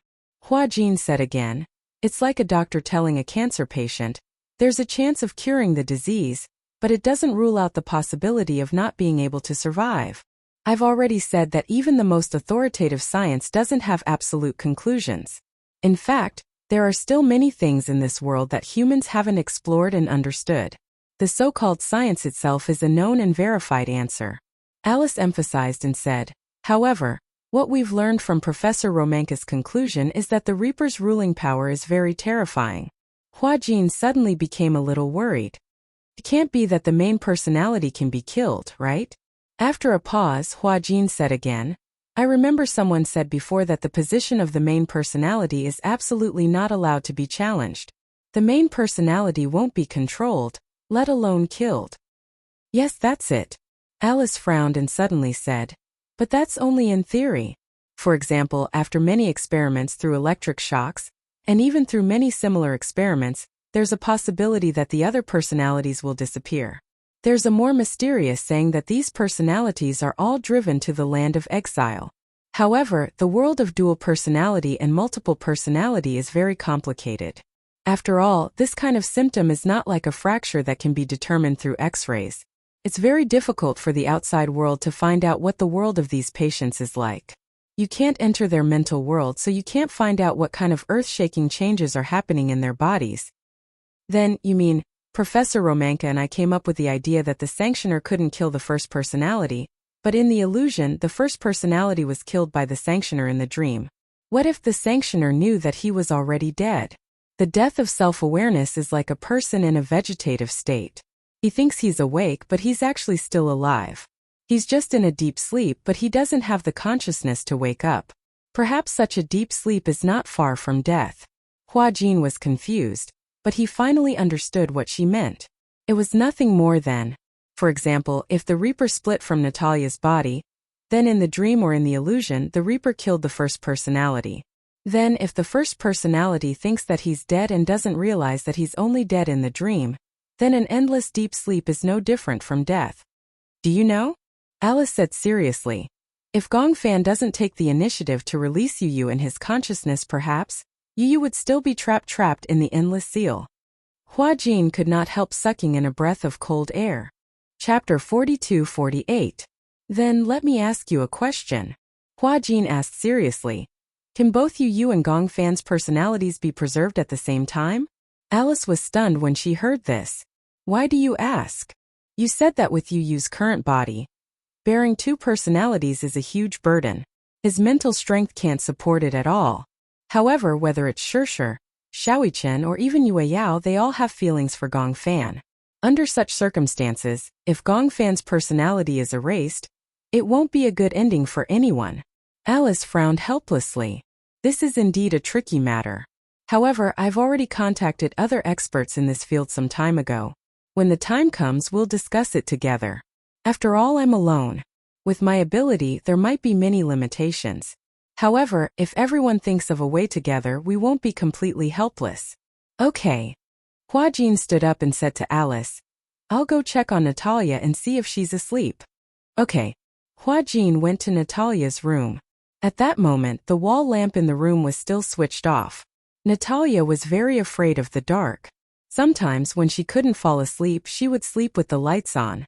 Usually, Hua Jin would come to her room to check on her before going to bed.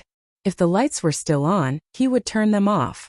Gradually, Hua Jin realized that she didn't like to turn off the lights.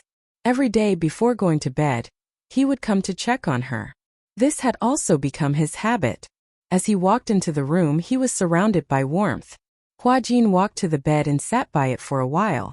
He didn't know why, but when he looked down at Natalia's sleeping face, he unconsciously fell into a trance. Natalia slept very quietly.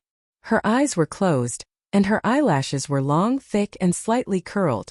Her fair skin was crystal clear, as if it could be broken by the slightest breeze. Before this, he didn't even think that he would like children so much. He couldn't even imagine what it would be like to get married and have a family. Before this, he didn't even like children very much. He always felt that children were noisy. If he didn't teach them well and raised a naughty child, it would be even more of a headache. Nowadays, there were too many naughty children. Some of them were brought up because their parents didn't discipline them well, while others were brought up because their parents didn't have the time. Hua Jin had been having a headache.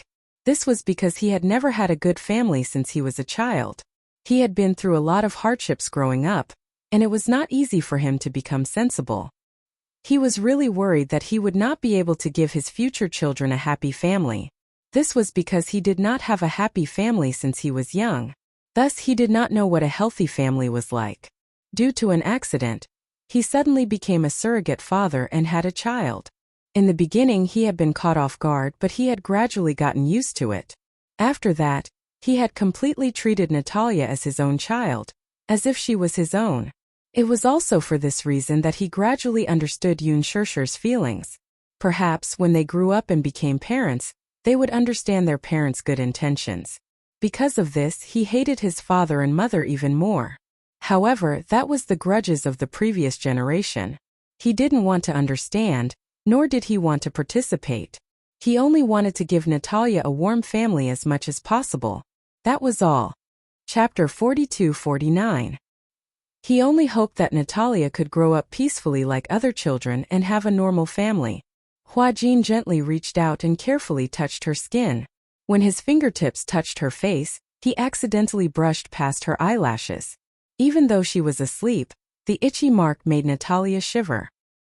He quickly retracted his hand, afraid that he would wake her up. After making sure that she was fast asleep again, he smiled, lowered his head, and gently pecked her on the forehead. Then he got up, turned off the lights and quietly walked out. On the bed, Natalia felt as if she was dreaming and felt the warm goodnight kiss. She couldn't help but curl her lips into a half-smile. At night, Gongfan lay in bed and couldn't fall asleep for a long time. He didn't know why, but he was a little anxious. He looked at the time and saw that it was already very late. He was also very tired, but he didn't dare to sleep. He was afraid that if he fell asleep, he wouldn't be able to wake up again. His anxiety made him even less sleepy. Thus, after a few rounds of tossing and turning, he felt much more refreshed. He sat up a little and leaned against the bed. He turned to look at Xiaoyi Chen and saw that he was already breathing evenly. It was obvious that he was dreaming. Gongfan let out a soft sigh and got out of bed. He shuffled his slippers and put on a jacket. When he passed by the study table, he saw Xiaoyi Chen's earphones and iPod on the table, and picked them up. He put on the earphones, walked to the balcony and turned on the music. The music was paused halfway, so when he pressed the play button, the music started to play. Looking back, "You haven't gone far, his gaze will never change." Gongfan was stunned. He didn't expect Xiaoyi Chen to listen to such sad music. The music was alright, but the singing was sad and the lyrics were sad. It couldn't help but stir up one's emotions.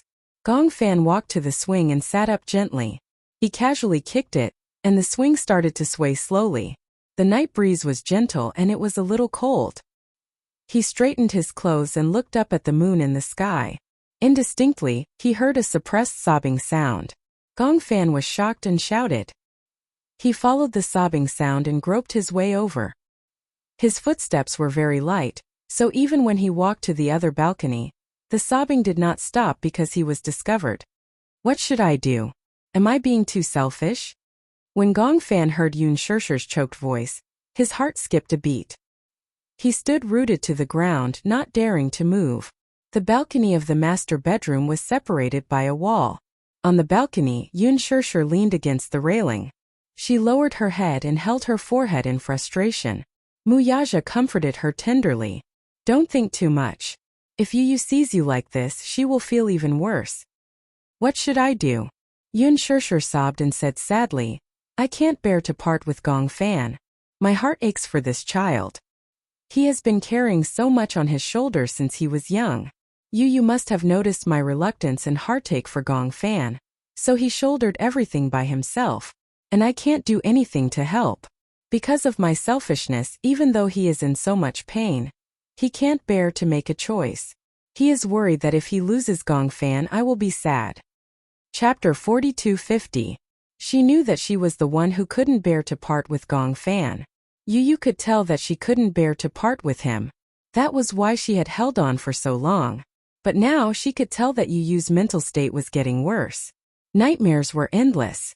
Nightmares destroyed one's willpower. Yu insisted that he was fine. She didn't even say a word of comfort. This wasn't something she wanted to see. She had imagined such a situation countless times. Yu and Gongfan. She had to choose between them. But every time she thought of making a choice, she didn't dare to think about it anymore. It was this hesitation and indecisiveness that made Yu bear so much silently. "There's no point in thinking so much now. I'm just thinking that whether it's Gongfan or Yu, they are both our sons and we can't do without either of them. Maybe we don't have this condition now, but maybe in the future, in the near future, We will have this condition and you won't be in such a difficult position. When Yun Shirshir heard this, she couldn't bear it anymore. Even if the body can bear it, the mind will never be able to bear it, right? If it were you, would you be willing to share a body with the other personality? Wuxia didn't say anything. Of course he wasn't willing. It wasn't because he was selfish. It was because both personalities would suffer because of this. No one wanted to fall asleep tonight, only to wake up half a month later. Even if it was the same person, two personalities would never be able to fit together 100%. No matter how advanced the medical technology is, there's no way to save you and Gong Fan, unless Gong Fan exists in another body. After a pause, Yun Shirshir calmed down a little. She gripped the railing tightly and said sadly, I don't want you to interfere with his decision because of me. You mean? Yun Shirshir was silent for a long time. With tears in her eyes, she looked up at the hazy moon in the sky, but when she thought of the decision she had to make next, she closed her eyes sadly and cried. Yu is an independent person. He should have his own thoughts and shouldn't be unable to make a decision because of my concerns. So, she choked on her sobs for a long time. The broken words in her mouth could not be strung together into a coherent sentence. It was obvious how much pain she was in. Her back was stiff like a rock. If I really have to make a decision. Yun Shirshir took a deep breath and said with difficulty, for Yu, I also want to give up Gong Fan. Even though the words were suppressed, they still reached Gong Fan's ears very clearly. He leaned against the wall and opened his eyes weakly. After a long while, he finally came to his senses and his eyes turned red. For Yu, I have to give up on Gong Fan. It was just a few words, but they were sharper than the tip of a knife. They pierced his heart mercilessly. Gong Fan pursed his lips tightly and didn't say a word. He stood silently in the shadows and hid himself. It was only when Wuxia comforted Yun Shirshir and helped her back to the room that he finally found his breath. He finally took a step forward, but he almost stumbled and fell to the ground. Chapter 42:51. He sat on the bed in a daze. At that moment, Xiaoqian was still sleeping soundly on the bed. He looked at Xiaoqian with sincere envy. He envied Xiaoqian for having a peaceful world. He didn't have to worry about not being able to appear again. He also didn't have to feel guilty, sad, or disappointed about being abandoned. Yes, Yun Shirshir's words were obvious enough. For Yu, she was willing to give him up. In other words, if there was a medical method that could save Yu, she was willing to give him up. Between Yu and his Libra, she chose Yu. But what was wrong with that? After all, her feelings for Yu were not something he could compare to. But it was unfair. In fact, he had appeared a long time ago in this body. It was just that Gong Fan felt indignant but helpless. Even so, even if he knew it was unfair, what could he fight for? He couldn't win. Gong Fan suddenly felt very sad. The thing that he had been afraid of had finally happened. He had always felt uneasy and insecure. Even if Yun Shirshir tried her best to give him a sense of security, he still didn't feel safe. Now that he heard Yun Shirshir's decision with his own ears, Gong Fan's entire world collapsed.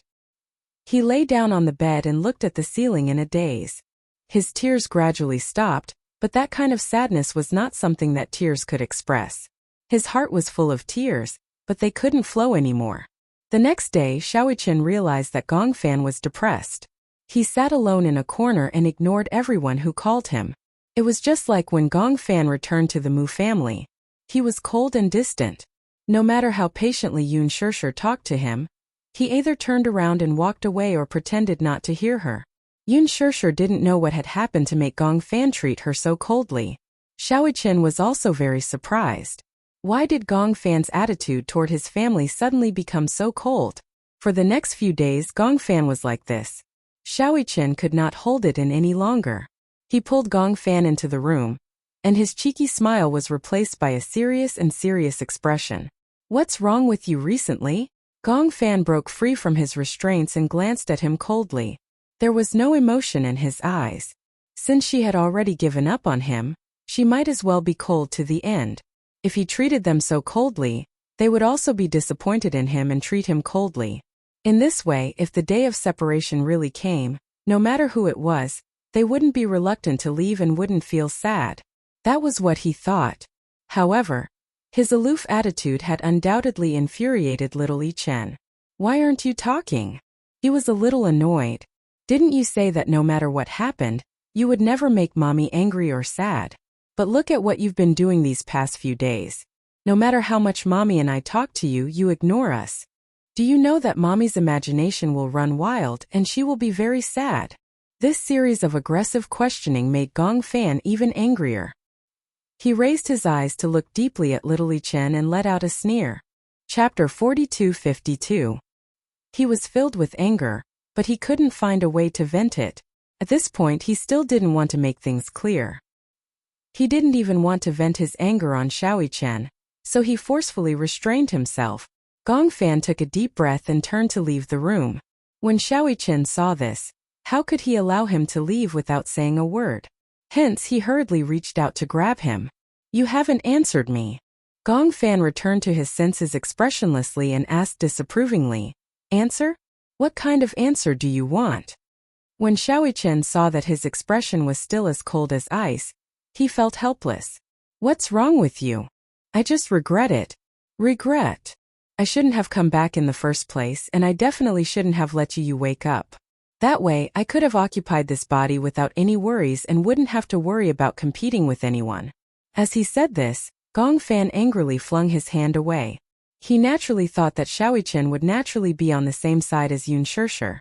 He would probably choose to give up on him too. After all, compared to him, he would definitely prefer Yu. Yi Chen was probably one of the people who had given up on him, just like Shirshir. As for him, he wasn't needed. What else was there to say to him? Gong Fan said resolutely, What I regret the most is treating you as my family.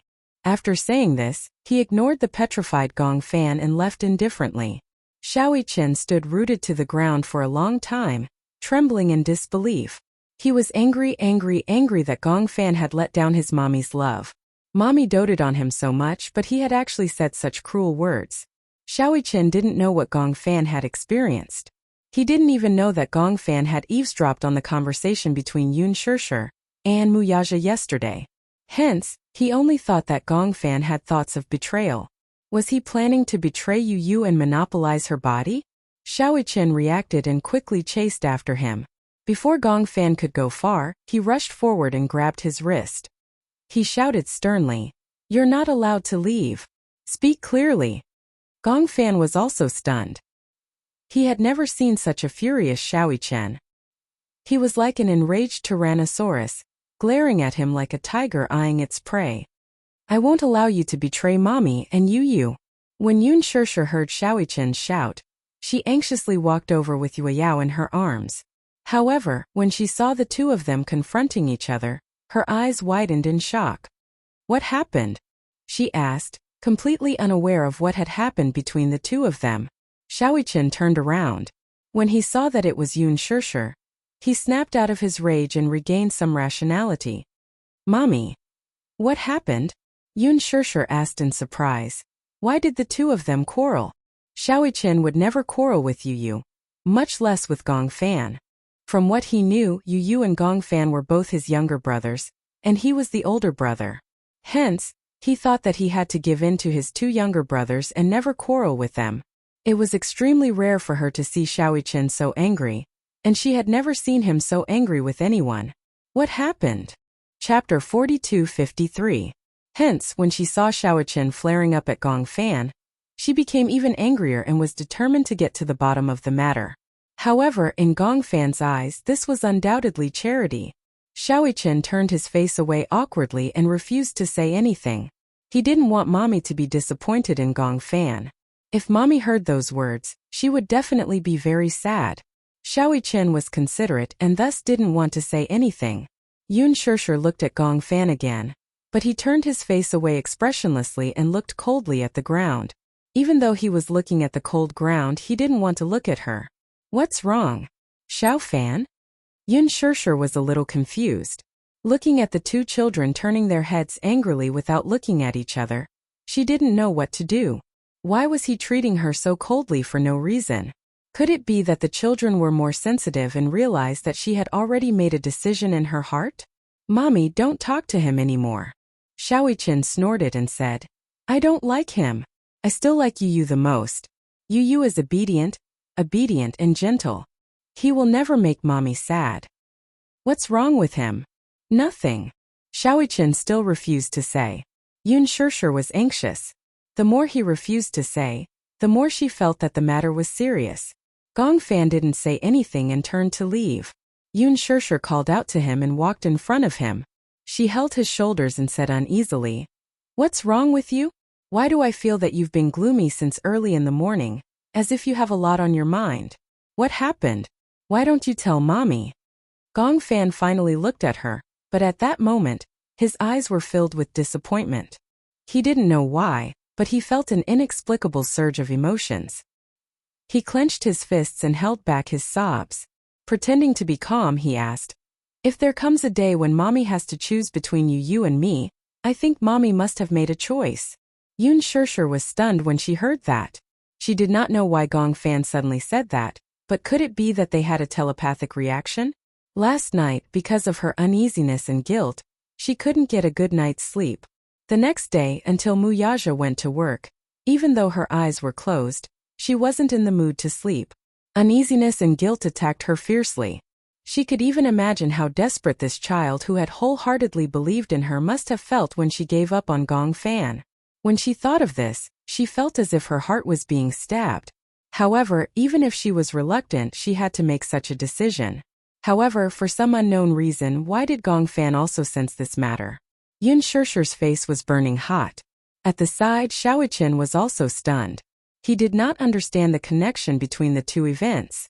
However, thinking that Yun Shirshir would not make such a cruel decision, he said stubbornly, Are you kidding me? Don't you know what kind of person mommy is? Even if there's only a 1 in a million chance, she will do her best to protect you. Whether it's you or you, mommy will not give up easily. Chapter 42-54. For a moment, she could not hide the guilt she felt towards Gongfan. Her eyes turned red. Gongfan looked at her red eyes. His heart, which he thought was already made of stone, softened.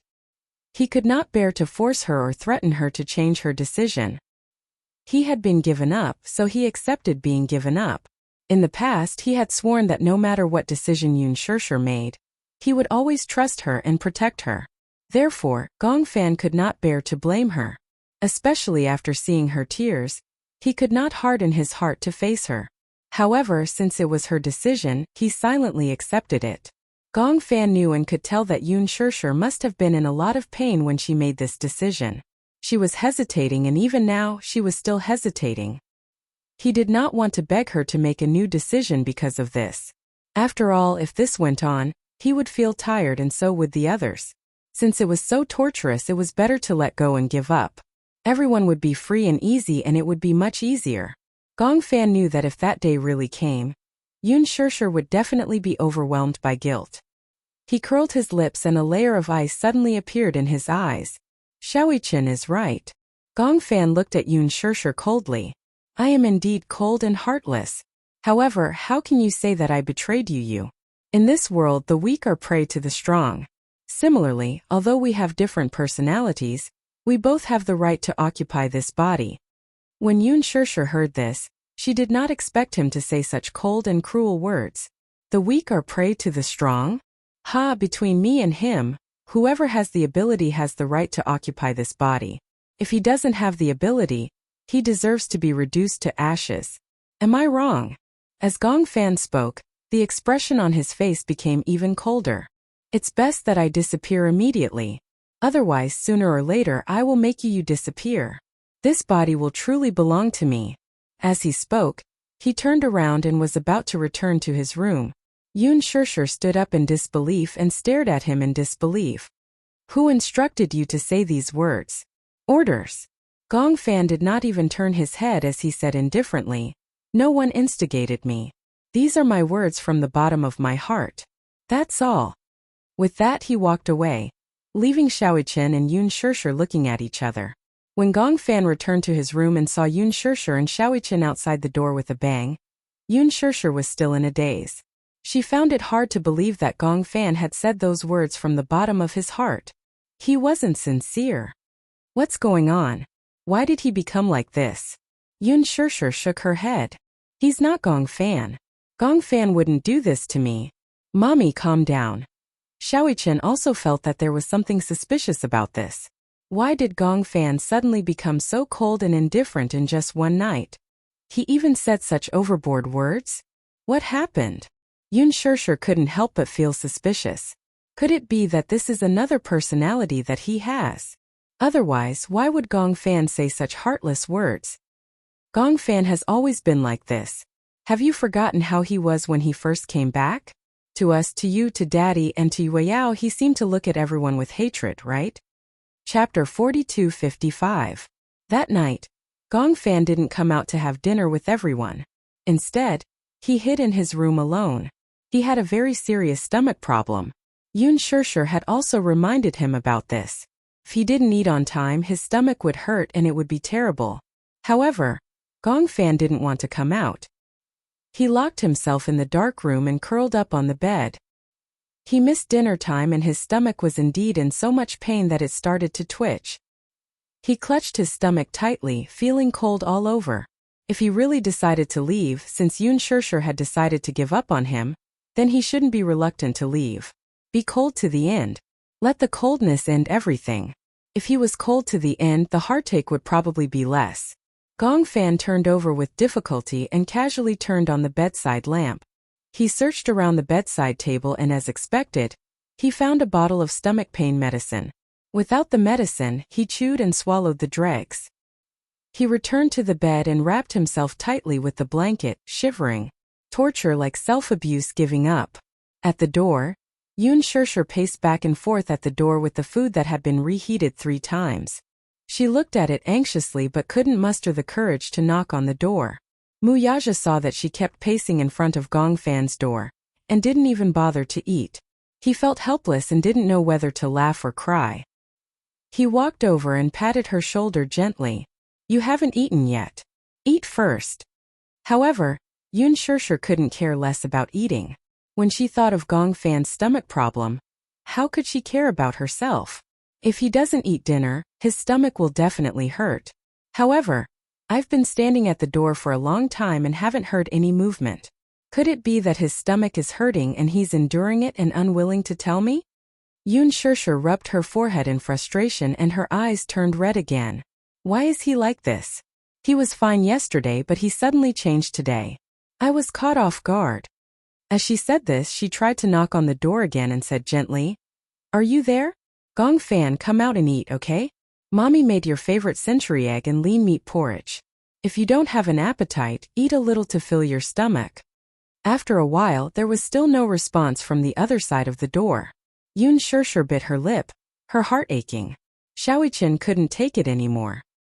He pushed Yun Shirshir aside and slammed the door with his fist. Gong Fan, come out and eat. Do you hear me?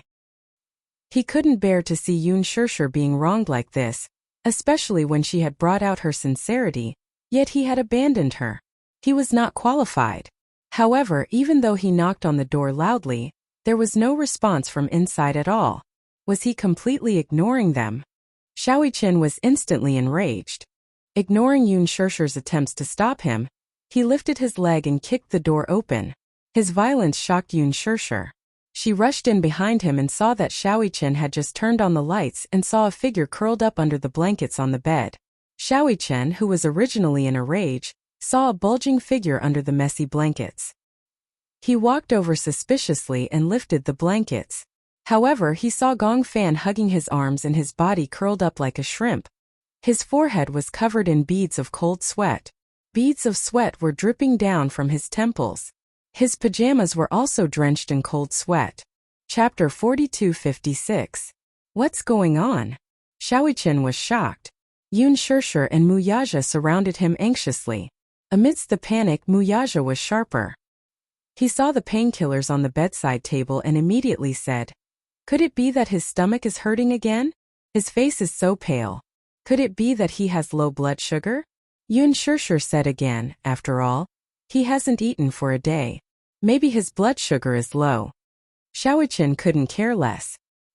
He bent down slightly, put his hands around the back of Gong Fan's neck and knees, and carried him up.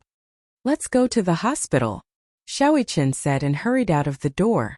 Even though he was also extremely frightened, he immediately made a decision in his moment of desperation.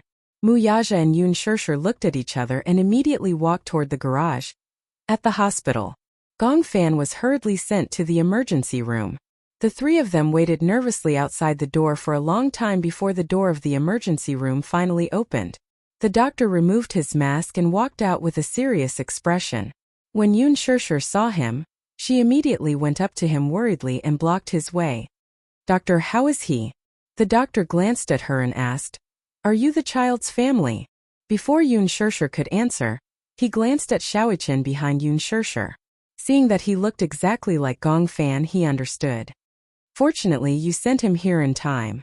The child is suffering from acute morphine poisoning. It's probably caused by accidentally taking too many painkillers. We've already pumped his stomach to induce vomiting. If he was sent here any later, I'm afraid that the child would suffer from respiratory failure due to the morphine poisoning. The consequences would be unimaginable." Morphine poisoning. When Yun Shirshir heard this, she couldn't help but feel a chill run down her spine.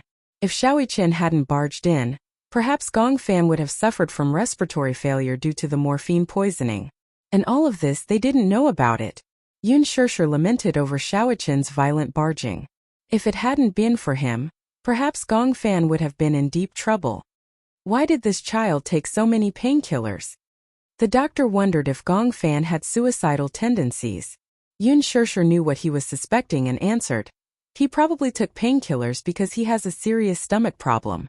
In the past, when he took medicine, I was the one who was supervising him. The dosage on was strict. This time we weren't by his side. He threw a tantrum and refused to eat his stomach, so he took the medicine. And his stomach on the pain. Like this." The doctor's tone on was, "You're a parent on is too. This kind of dangerous medicine should be kept by the parents themselves. How can it be placed in a place where children can easily touch it?" Yun Shirshir pursed her lips and lowered her head. She accepted the doctor's criticism guiltily. In fact, the doctor thought that Gong Fan was as childish as an ordinary child. Actually, only Yun Shirshir knew that Gong Fan knew that he could not take too much medicine. The big problem was that it was too painful this time. He had given up on himself and swallowed a lot at once. However, he did not know the consequences and almost caused such a disaster. "You're too irresponsible as a parent. You put the medicine where the child can see it. If he didn't know, he would have taken it all at once. Now that you've sent him back, I'm afraid there's nothing you can do to save him." Chapter 4257. Mu Yaja looked a little unhappy. When he saw Yun Shirshir lowering her head and apologizing sincerely, he couldn't help but feel sorry for her and pulled her into his arms. "We'll be careful next time. How's the child?" He quickly changed the topic. The doctor stopped there and heaved a sigh of relief. "He's been saved, but he has to be hospitalized for a few days. This child doesn't seem to have a good constitution and needs to be taken care of carefully. He'll be transferred to the ward soon. You guys can watch over him in the ward."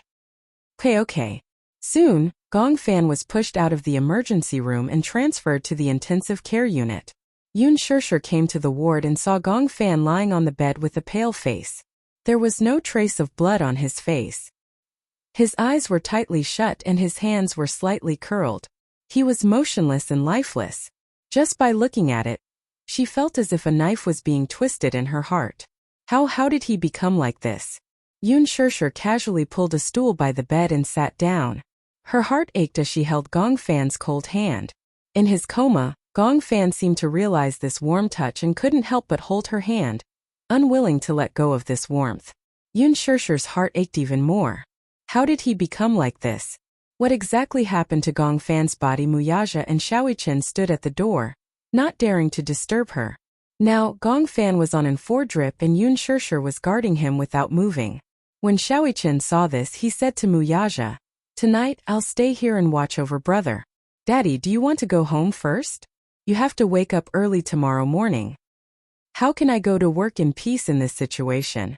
Mu Yaja laughed helplessly. Even though he usually looked deep and didn't seem to care much about Gong Fan, he was still his son after all. It was just that compared to a mother's love, A father's love had always been as deep as a mountain. He said, "I've applied for leave tomorrow. Today, I'll stay in the ward to accompany you. Why don't I send you back and rest early?" Shaoichen frowned and said honestly, "I can't sleep peacefully with little brother like this." "Then stay here and accompany them." Muyaja patted his head. "Go and get some hot water." "Oh, got it." Shaoichen briskly picked up 2 bottles of hot water and walked to the boiling room. Muyaja walked over to Yun Shirshir's side, gently held her shoulders and squeezed them. Yun Shirshir looked up at him. "Don't worry. Since the doctor said that he'll be fine, there's nothing to worry about. I keep having the feeling that he has something on his mind, but he doesn't tell me." After Muyaja heard this, he suddenly lowered his voice and asked, "Could it be that he accidentally heard the conversation outside yesterday?" Yun Shirshir turned pale with fright. "How is that possible? Other than that, I can't think of any other possibilities. Perhaps he couldn't sleep in the middle of the night and accidentally overheard our conversation in the back garden. Who knows? Could it be?" Yun Shirshir couldn't help but shudder at the thought of it. If Gongfan heard this, then he would definitely be bitterly disappointed.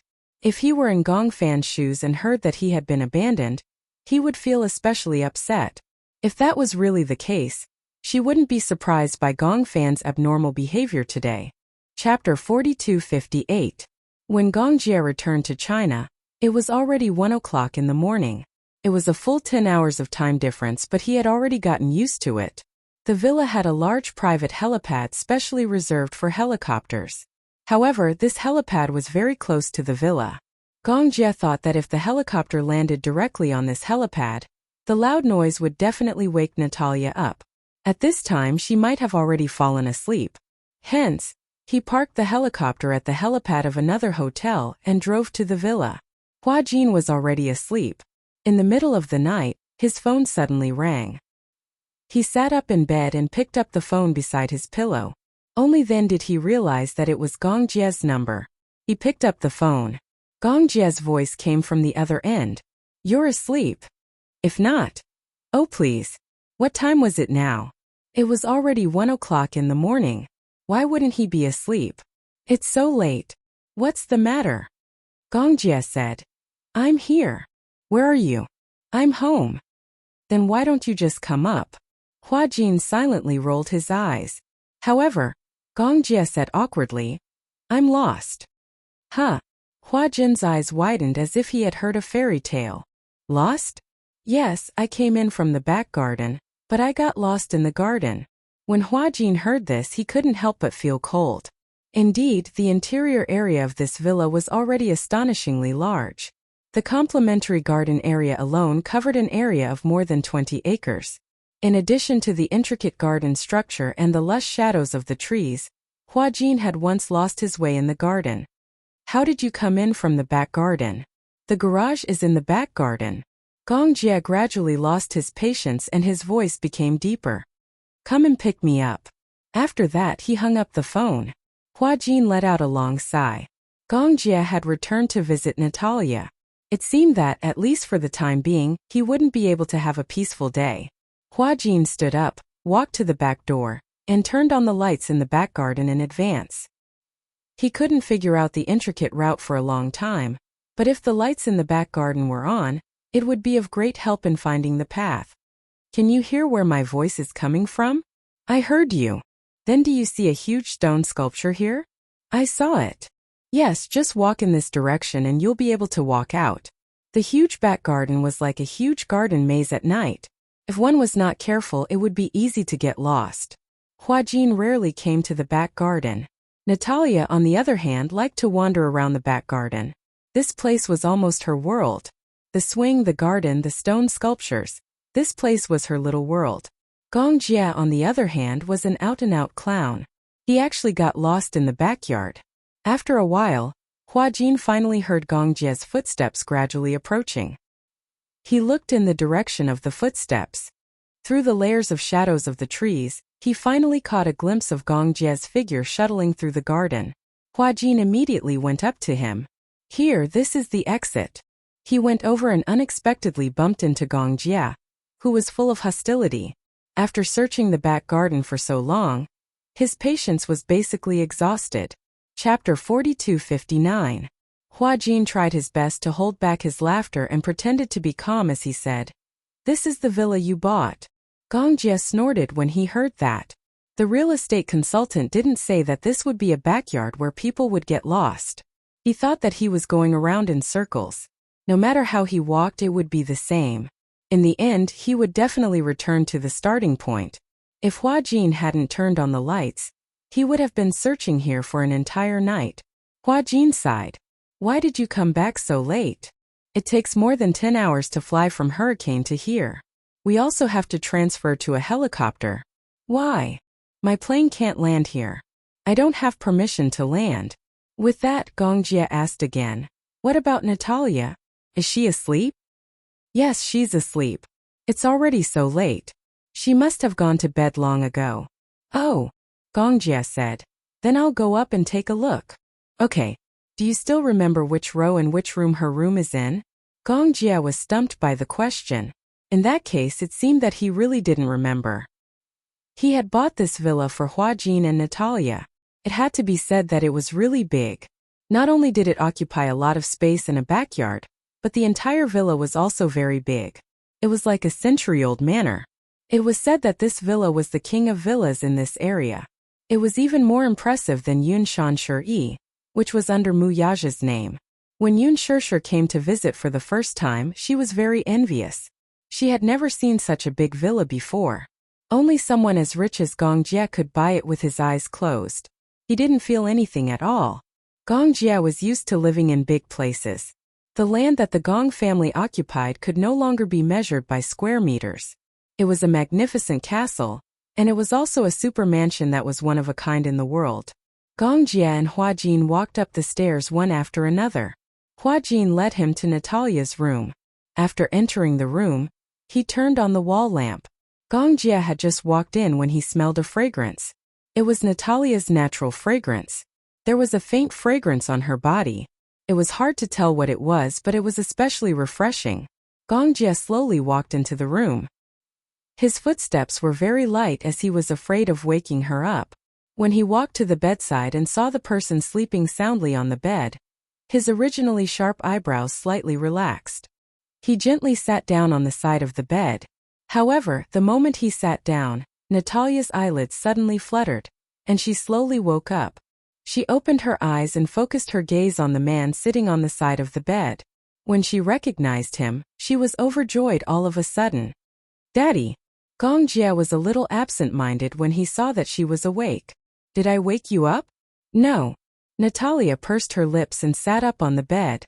She opened her arms and softly snuggled into his arms and threw herself at him.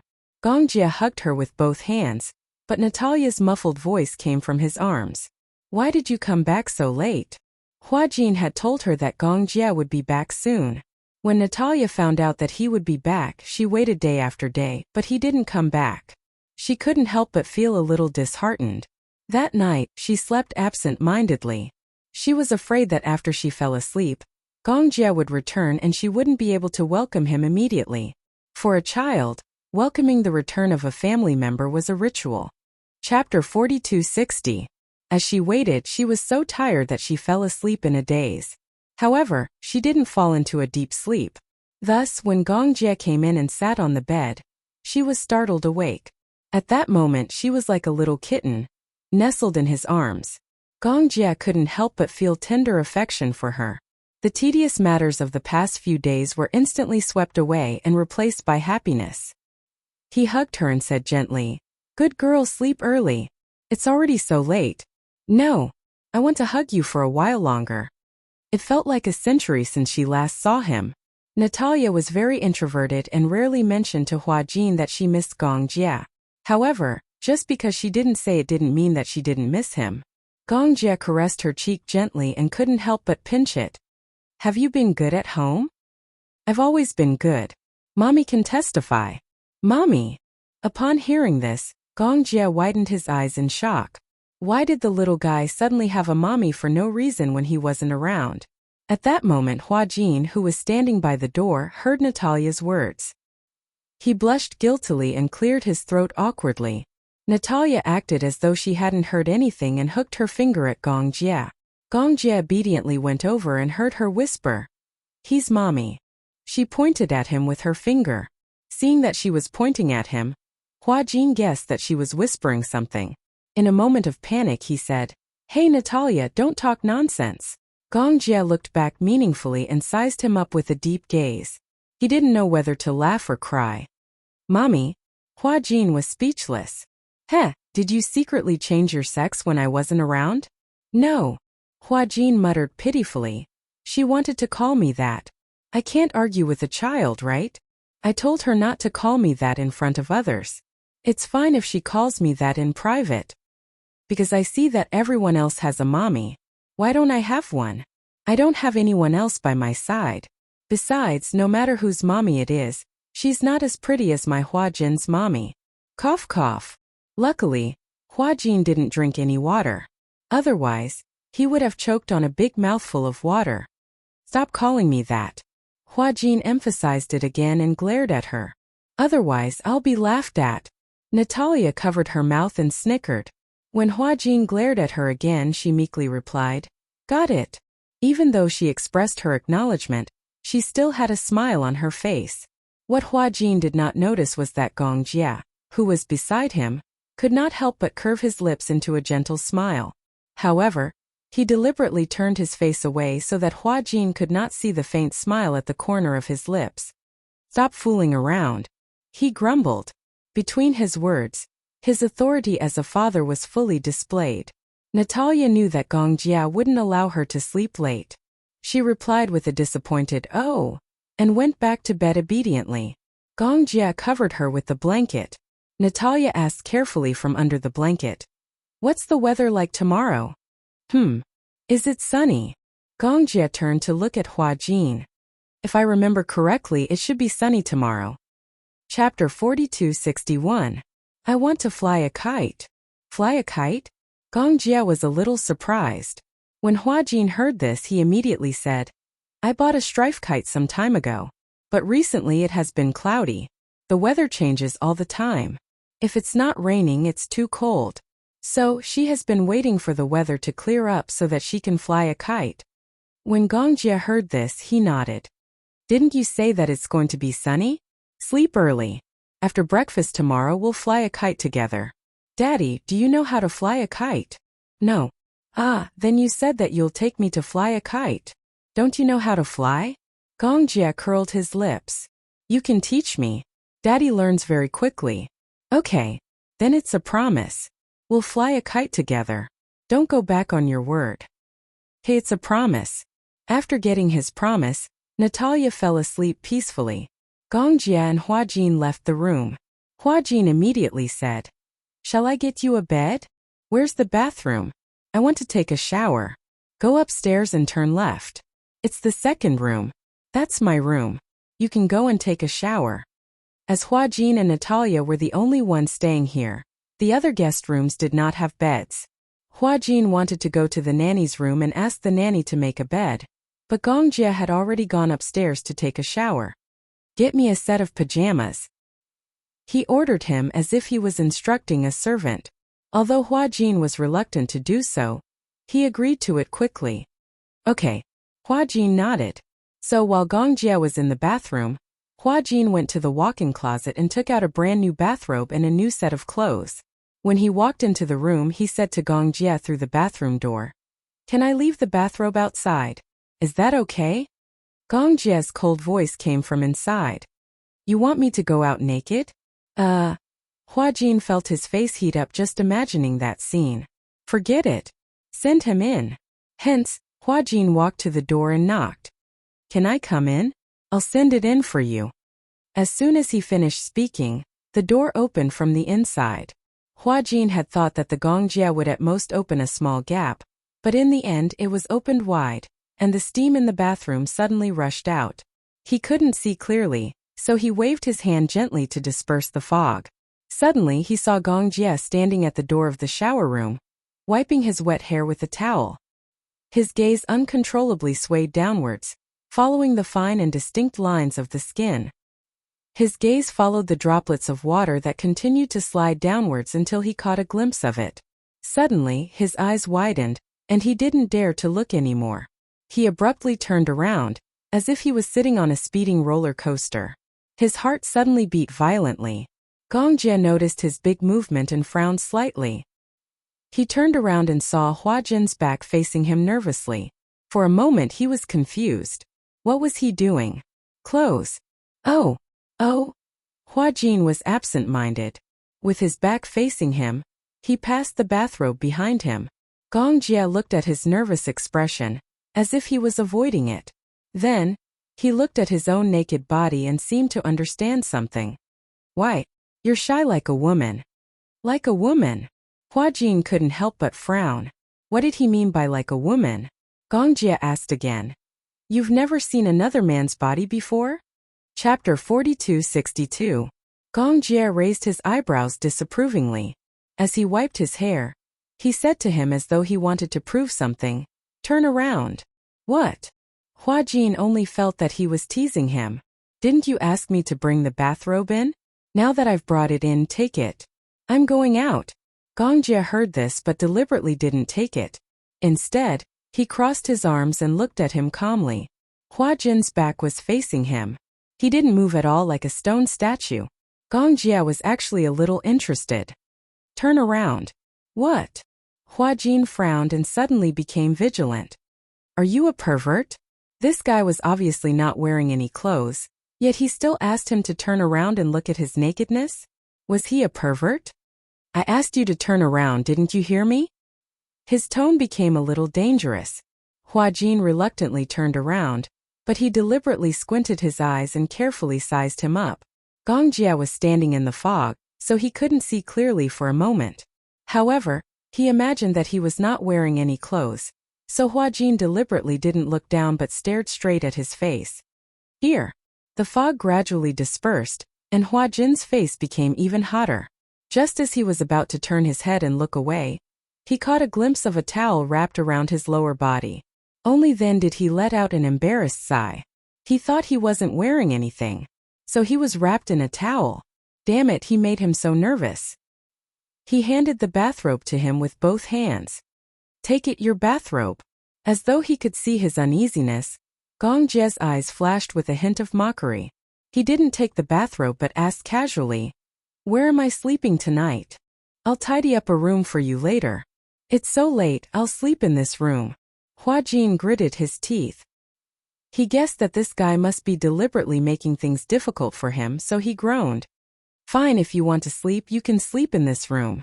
I'll prepare another room. He didn't want to wait for Gong Jie to reach out and take it, so he directly stuffed the bathrobe into his arms.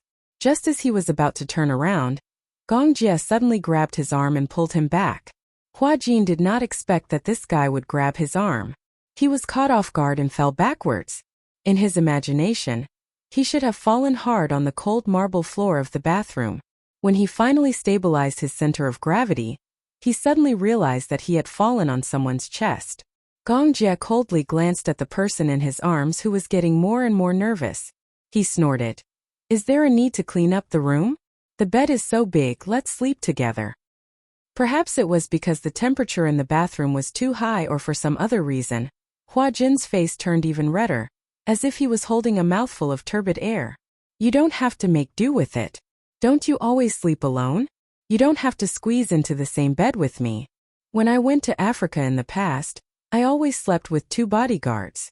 Gong Jie paused for a moment and said, Besides, the bed in this room is so big, it won't be a problem for 2 people to sleep together.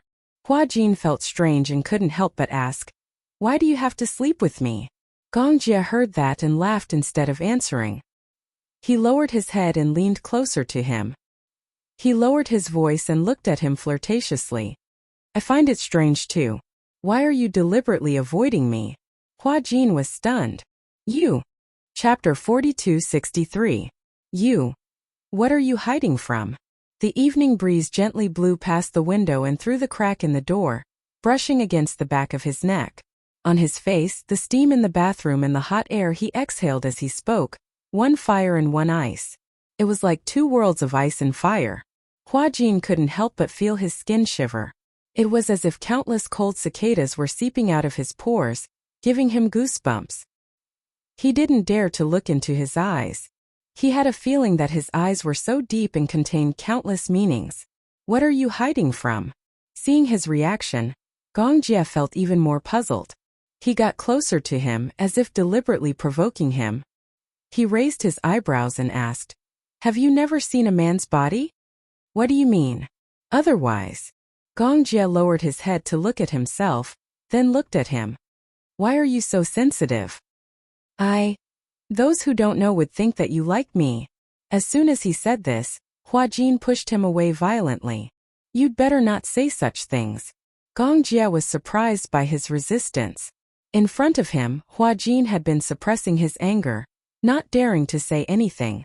From the time they first met to the time they slowly got to know each other, Hua Jin's attitude towards him had always been one of fear and avoidance. Even if he was angry, he didn't dare to say it out loud. It was as if he was afraid of him. This was the first time he had resisted him and hit him. Gongjie couldn't help but be interested. He gritted his teeth and said, "Are pranks fun?" "Pranks? Do you like to play pranks on others so much? Just because you're the crown prince of the Gong family, you can act high and mighty and not care about other people's feelings. I don't like it when you play pranks on me. Please don't do it in the future." Hua Jin seemed to have lost his temper. In front of Gongjie, such resistance was nothing compared to a cat's scratch. He didn't care about it at all. However, this was already Hua Jin's greatest resistance. However, the way he lost his temper didn't seem that dazzling. Although he had tried his best to use a stiff tone, in Gongjie's eyes, it was insignificant. However, the more he acted this way, the more guilty he was. Gongjie enjoyed the man's anger without restraint. His thin lips curled up slightly as he crossed his arms arrogantly in front of his chest. Unlike his angry reaction, he was extremely calm and even had a hint of mockery. "When you're angry, you look guilty." Hua Jin was momentarily at a loss for words. He could only stare at him, flabbergasted. That's right. He suddenly, as if he had woken up from a dream. Why was he so angry? Why was he so angry? From an outsider's point of view, there was indeed an inexplicable sense of guilt. However, why was he guilty when he said those words? It was just giving him a bathrobe. Why was he so evasive? It was as if he was afraid of looking at his body. Hua Jin furrowed his brows. Even he felt that his reaction was strange. "Do you like women or men?" Gongjie threw out a sudden question when he was at his most absent-minded. Hua Jin, who was in a daze, didn't even have time to react. He instinctively replied, "I don't know." Chapter 42-64. Hua Jin, who was in a daze, didn't even have time to react before he instinctively replied, "I don't know." As soon as he said that, not only Gongjie, but even he himself was stunned. His mind was in a mess, and the way Gongjie looked at him changed slightly, as if he was scrutinizing him. After being stunned for a long time, Gongjie suddenly laughed and said in a helpless tone, "Do you like men or women? How come you don't even know?" Hua Jin pursed his lips and turned his face to the side. He didn't understand what was wrong with him either. He should have answered women without hesitation, but he actually hesitated. Gongjie seemed to have an inquisitive attitude as he lowered his head slightly and inched closer to him. At that moment, the two people's lips were very close. Hua Jin looked up slightly and could see Gongjie's mesmerizing eyelashes. Those damn eyelashes. They were so long and so close to his eyes that his vision was a little out of focus. Gongjie was especially tall and slender. He was like a wall that blocked him in the corner. His tall figure cast a shadow over his body. That shadow seemed to contain 1,000 pounds of strength, pressing down on him until he almost couldn't breathe. Hua Jin gripped the bathrobe in his hands. His knuckles were white, and the collar of the bathrobe was almost twisted out of shape. Because of Gongjie's immense aura, he felt like he couldn't breathe. Gongjie looked at him from the side. Seeing how nervous he was, his eyes flashed and he suddenly straightened his back. "Why are you so nervous?" As he said that, he curled his lips and took the bathrobe from Hua Jin's hands. He draped it over his body, tied a knot around his waist and left the bathroom. Hua Jin, who was behind him, seemed to have lost all his strength. He straightened his body and barely managed to stand. Leaning against the wall, he walked out and saw that Gong Jia had already walked to the wine cabinet. He casually picked up a bottle of wine and poured himself a glass. Hua Jin immediately stood up awkwardly and tried to maintain his calm appearance. Gong Jia held the wine glass and gently swirled the red wine inside before taking a sip. He looked at him silently. Not knowing why, Hua Jin thought of a leopard ready to hunt from his gaze and couldn't help but shudder. Finally, he couldn't take it anymore. His gaze was so piercing that it made his hair stand. Hence, he hurriedly said, You'll sleep here tonight. As he said that, he turned around and left the room in a sorry state. Gong Jia stared meaningfully at his departing back as he put down his goblet, his eyes regaining their usual frostiness. He went into the guest room. Hua Jin made the bed in one go. By this time, the nanny and servants were already asleep, and he did not want to wake them up. Hence, he made the bed himself. It was only after he made the bed and went to bed that he realized that the silk blanket was a little thin. However, he could not be bothered to rummage through it, so he curled his body up to ward off the cold. However, even though he was tired, he didn't feel sleepy lying on the bed. Hua Jin tossed and turned on the bed, but he couldn't fall asleep. The night became unusually unbearable. For Yun Shirshir, it was also an unbearable night. Chapter 4265. She had already asked the doctor several times to confirm that there were no major problems. It was just a symbolic observation period, so she had to be more careful. Yun Shirshir did not dare to sleep either. She was afraid that if she slept too deeply, there would be no one to take care of Gong Fan when he woke up. Actually, she knew that she did not sleep deeply, but she could not fall asleep either. Her mind was filled with Gong Fan's disappointed and lonely gaze. He was so lonely that he was like a person trapped on an isolated island. Previously, she was still puzzled as to why he had suddenly become so cold. Now, she realized in annoyance that it was probably as Muyaja had said. Perhaps, he had accidentally heard her conversation with Muyaja last night. Yun Shirshir was filled with regret. Even though she had already thought about what she had said back then, she started to regret it again as she looked at the sleeping face. Gong Fan was also her child. Why did she give up just like that? But on second thought, she did not want to use Yu as a stake after all. If she was the one blocking the way, she would be willing to take a gamble regardless of the cost. However, if it was Yu, she was worried that she would not be able to afford to lose. She did not dare to take the risk. The ward was very big. Even though it was almost spring and it was difficult to find a ward for the changing season, Muyaja still tried his best to negotiate and finally settled on a luxurious ward. There were 2 rooms and 1 living room. Muyaja and Xiaoichen slept in the other room. Initially, Muyaja said that he would stay behind to accompany them. When they were tired, they could just rest on the sofa for a while. He let Yun Shirshir and Xiaoichen sleep in the other room. However, Yun Shirshir could not fall asleep. Even if she was sleepy, she had a lot on her mind and refused to sleep. Muyaja knew what was on her mind.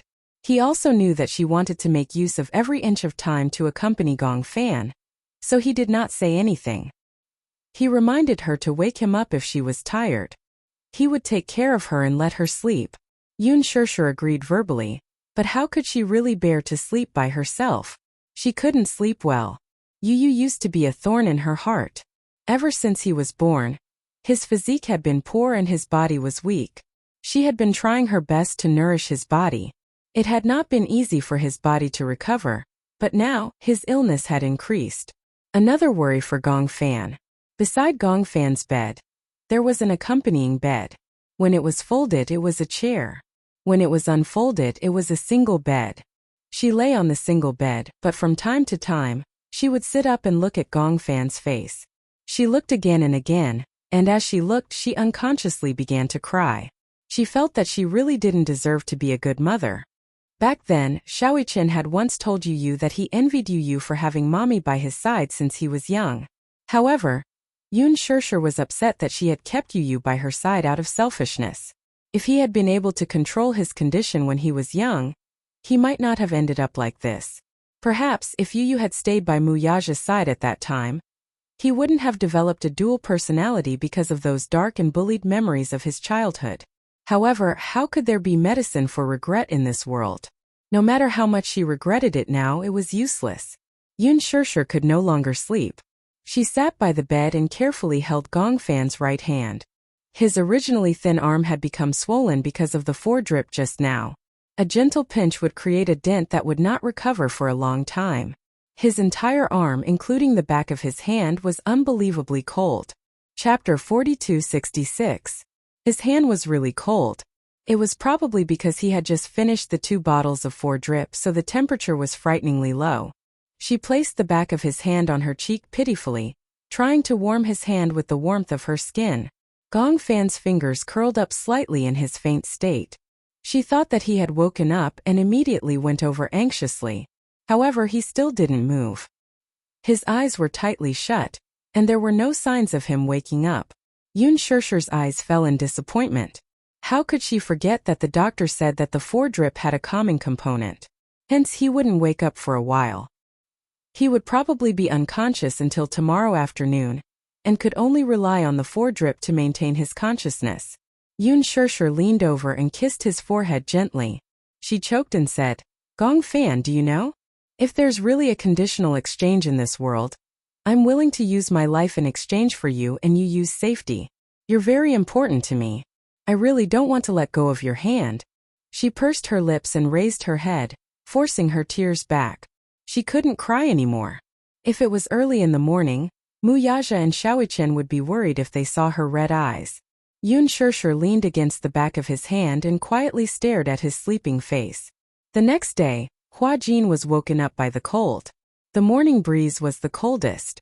Even though the windows were tightly shut, the slightly chilly morning breeze made the entire room seem like it was covered in a layer of frost. Even though it was already the spring equinox, the weather was still as cold and hot as before. It might still be autumn in the morning, but it would be midsummer in the afternoon. At night it might be midwinter. Hence, in such weather, Hua Jin always wore a thick coat when he went out. When the weather was hot, he would take off his coat. When it was cold, he would put it on again. However, he was obviously careless. The thin blanket and the cold morning forced him to wake up. When he woke up, his limbs seemed to have stiffened and he couldn't help but tremble. He sat up in bed and sneezed several times. He sniffed and realized that he had caught a cold. He rubbed his forehead with a headache. She could still get used to the temperature at night, but she didn't expect to get frostbite in the morning. Her clothes were in the master bedroom. She did not know if Gong Jia had woken up yet. According to Yun Shirshir, ever since he was young, Gong Jia always had a bad morning temper. She wondered if he would be shocked out of the door by the Demon King's morning temper if he risked his life to sneak into the bedroom to get some clothes to wear. Just the thought of it was terrifying. Last night, he had fallen asleep in a daze while his thoughts were running wild. When he woke up, he was in a daze for a short while. Then, he thought of Gong Jia's strange words and actions last night, which made him very annoyed. Hua Jin lazily lay down on the bed and rolled up the blanket.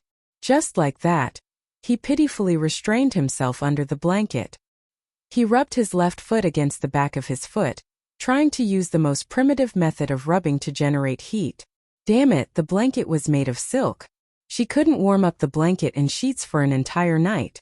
Her toes were almost numb from the cold. Hua Jin's face was full of resentment. He was ashamed that he had felt warm when Gong Jia rushed back to the country because of Natalia's words. Now he was the one who was suffering. Why did he have to invite this Demon King back? Wasn't he just looking for trouble? Chapter 4267. Just like that, Hua Jin drifted back to sleep. In his half-awake state, he felt that someone had entered the room. Even though he wasn't in a deep sleep, he was so sleepy that he couldn't open his eyes. In a daze, he felt that someone had gently covered him with a thick blanket. Then that person left the room quietly. When he woke up, the sun was already shining brightly outside the window. Hua Jin sat up on the bed and felt that his body was a little heavy. When he looked up, he realized that there was really a blanket covering his body. Recalling what had happened in his daze, he thought that it was just a dream. He didn't expect that it was real. Then, who could have covered him with a blanket? Hua Jin's heart was filled with doubts, and he couldn't figure out what was going on. He lifted the blanket and got out of bed. He shuffled to the door in his slippers and saw the servant Auntie Gue cleaning the room. When he saw her, he guessed that Auntie Gue must have seen him sleeping here when she was cleaning the room. She was afraid that he would catch a cold, so she added a blanket for him. "Good morning, Auntie Gue." Hua Jin smiled and greeted her. Auntie Gue looked up. When she saw him, she was slightly surprised. "Eh? Young master, why are you sleeping in this room?" Only then did she realize that she had committed a huge taboo by cleaning the door of the room he was sleeping in. As a servant, when the master was resting, they wouldn't step within 10 meters of him unless he had already woken up. Only then would they enter the floor where they were resting to clean. Hua Jin was startled. He thought that Auntie Gue had added a blanket for him when she was cleaning the room. Why wasn't it her? Auntie Gue saw that he was startled and asked carefully, "I didn't know that you were sleeping in this room. Did I wake you up?" "Oh no." Hua Jin turned his head and looked around. He asked tentatively, "Did someone enter this room just now?" Auntie Gue looked around and shook her head in confusion. "No, I didn't see anyone. I just came up." "What the hell?" Hua Jin muttered. Auntie Gue didn't hear him clearly. She looked at him with a puzzled expression, as if waiting for his instructions. Hua Jin smiled. "It's nothing. You go ahead." "Yes. By the way, young Master Gong and young Miss are already downstairs." "Are they up yet?" "Yes, I woke up long ago. Young Miss woke up early in the morning. For some reason, she was especially excited today. She said that you guys agreed to fly a kite today. She said that she couldn't sleep, so she went to the back garden to play for a while. Then, seeing that you guys weren't up for a long time, she went upstairs to wake young Master Gong up." Auntie Gue reported Natalia's situation to Hua Jin as usual. Hua Jin nodded. "Got it."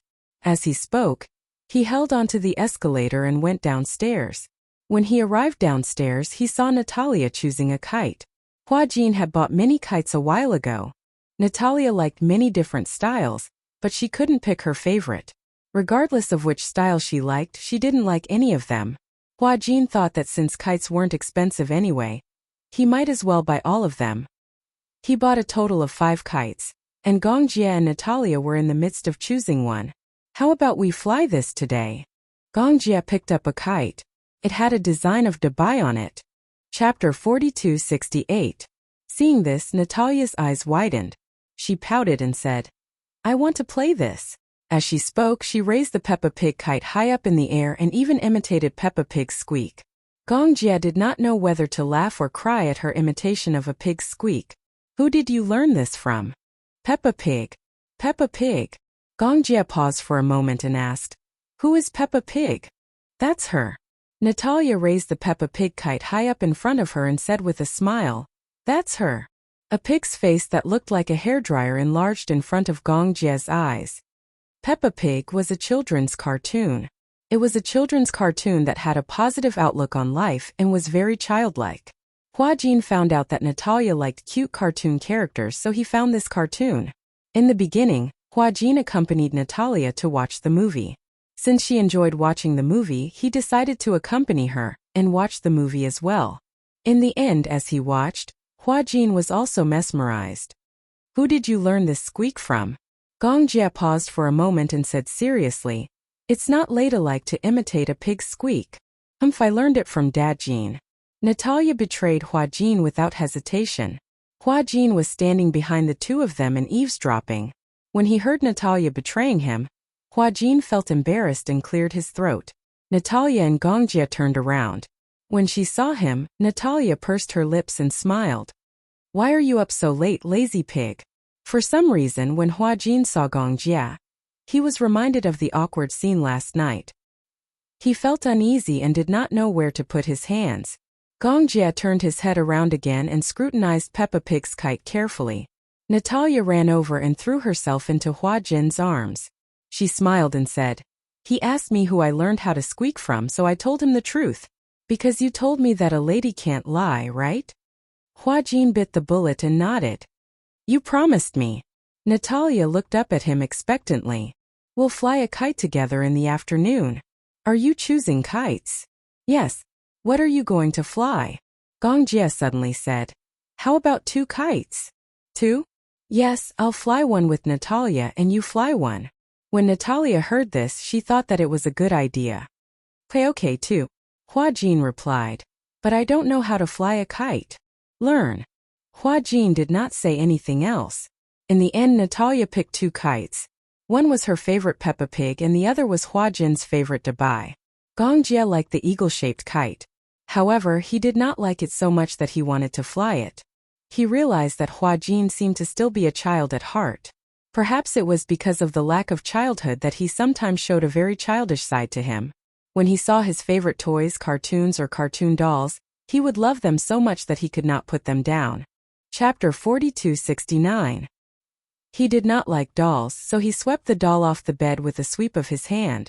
However, just as the lights were about to go out, Gong Jie suddenly thought of something. He raised his eyebrows as he looked at the lonely little pig rolling on the edge of the bed. He felt that it was a little pitiful, like an abandoned orphan. Hence, he picked it up and put it back on the bed. Peppa Pig was a family of 4, and the one on Hua Jin's bed was George. The iconic little dinosaur had become very recognizable. Gong Jie held the doll and looked at it carefully. There was a faint fragrance on it. It was Hua Jin's scent. Hua Jin did not have the habit of wearing perfume, but he liked to apply body lotion after bathing. Gong Jie could smell that it was Oshun's body lotion. It was fragrant and not overpowering, but it was very comfortable to smell. The entire blanket was filled with Hua Jin's scent. This meant that he liked to sleep with this little pig in his arms. Gong Jie could not help but be surprised. He did not expect this fellow to sleep with a doll in his arms like a child. After lunch, the 3 of them went out.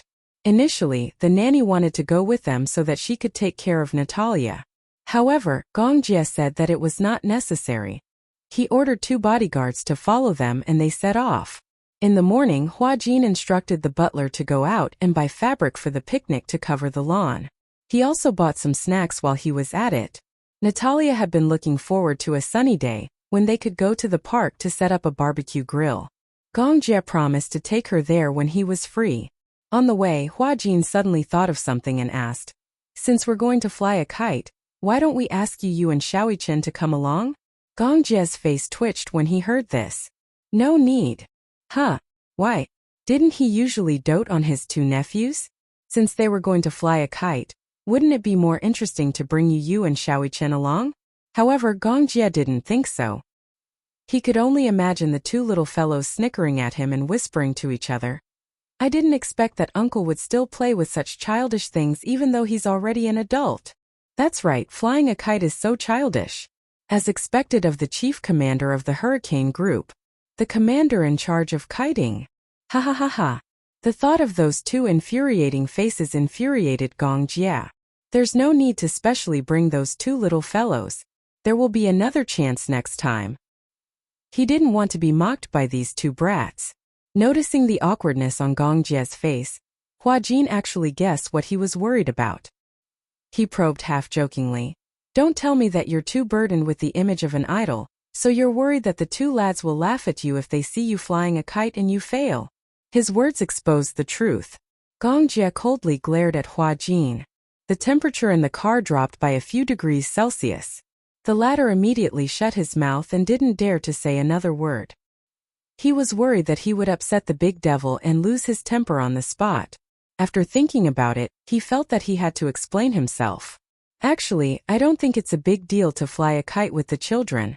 When you have a son or daughter in the future, you might even have to do homework and do handicrafts with them. Isn't that even more childish? Natalia, who was beside him, was stunned. Chapter 4270. Just as Hua Jin had said, there would be a day sooner or later when the Gong Jie would fall in love with a woman. Then the 2 of them would get married and have a child. That child would have the blood of the Gong Jie flowing in his veins. He would be her biological child. But she wasn't. If there was such a day, then would that child replace her and receive all the love and affection of the Gong Jie? But it was nothing. Suddenly, Natalia was a little envious of that child. Even though the child wasn't born yet and only existed in an abstract sense, just thinking about it made her feel envious. She thought that the child of the Gong Jie must be the luckiest child in the world. She had such a handsome father who loved her so much. She was afraid that she would never have such a bond of blood in her life again. Thinking of this, Natalia's gaze suddenly looked a little lonely. When Hua Jin looked at her, she immediately curled her lips and smiled to hide it. Hua Jin was a meticulous person. Through Natalia's smile, he could see her loneliness and disappointment. He immediately realized that his words just now had probably caused her to have some bad associations. She probably thought that one day, when the Gongjie really fell in love with a wife, got married and had a child, he would definitely give all his love to the child and not to her. But if Natalia didn't say it, he couldn't say it either.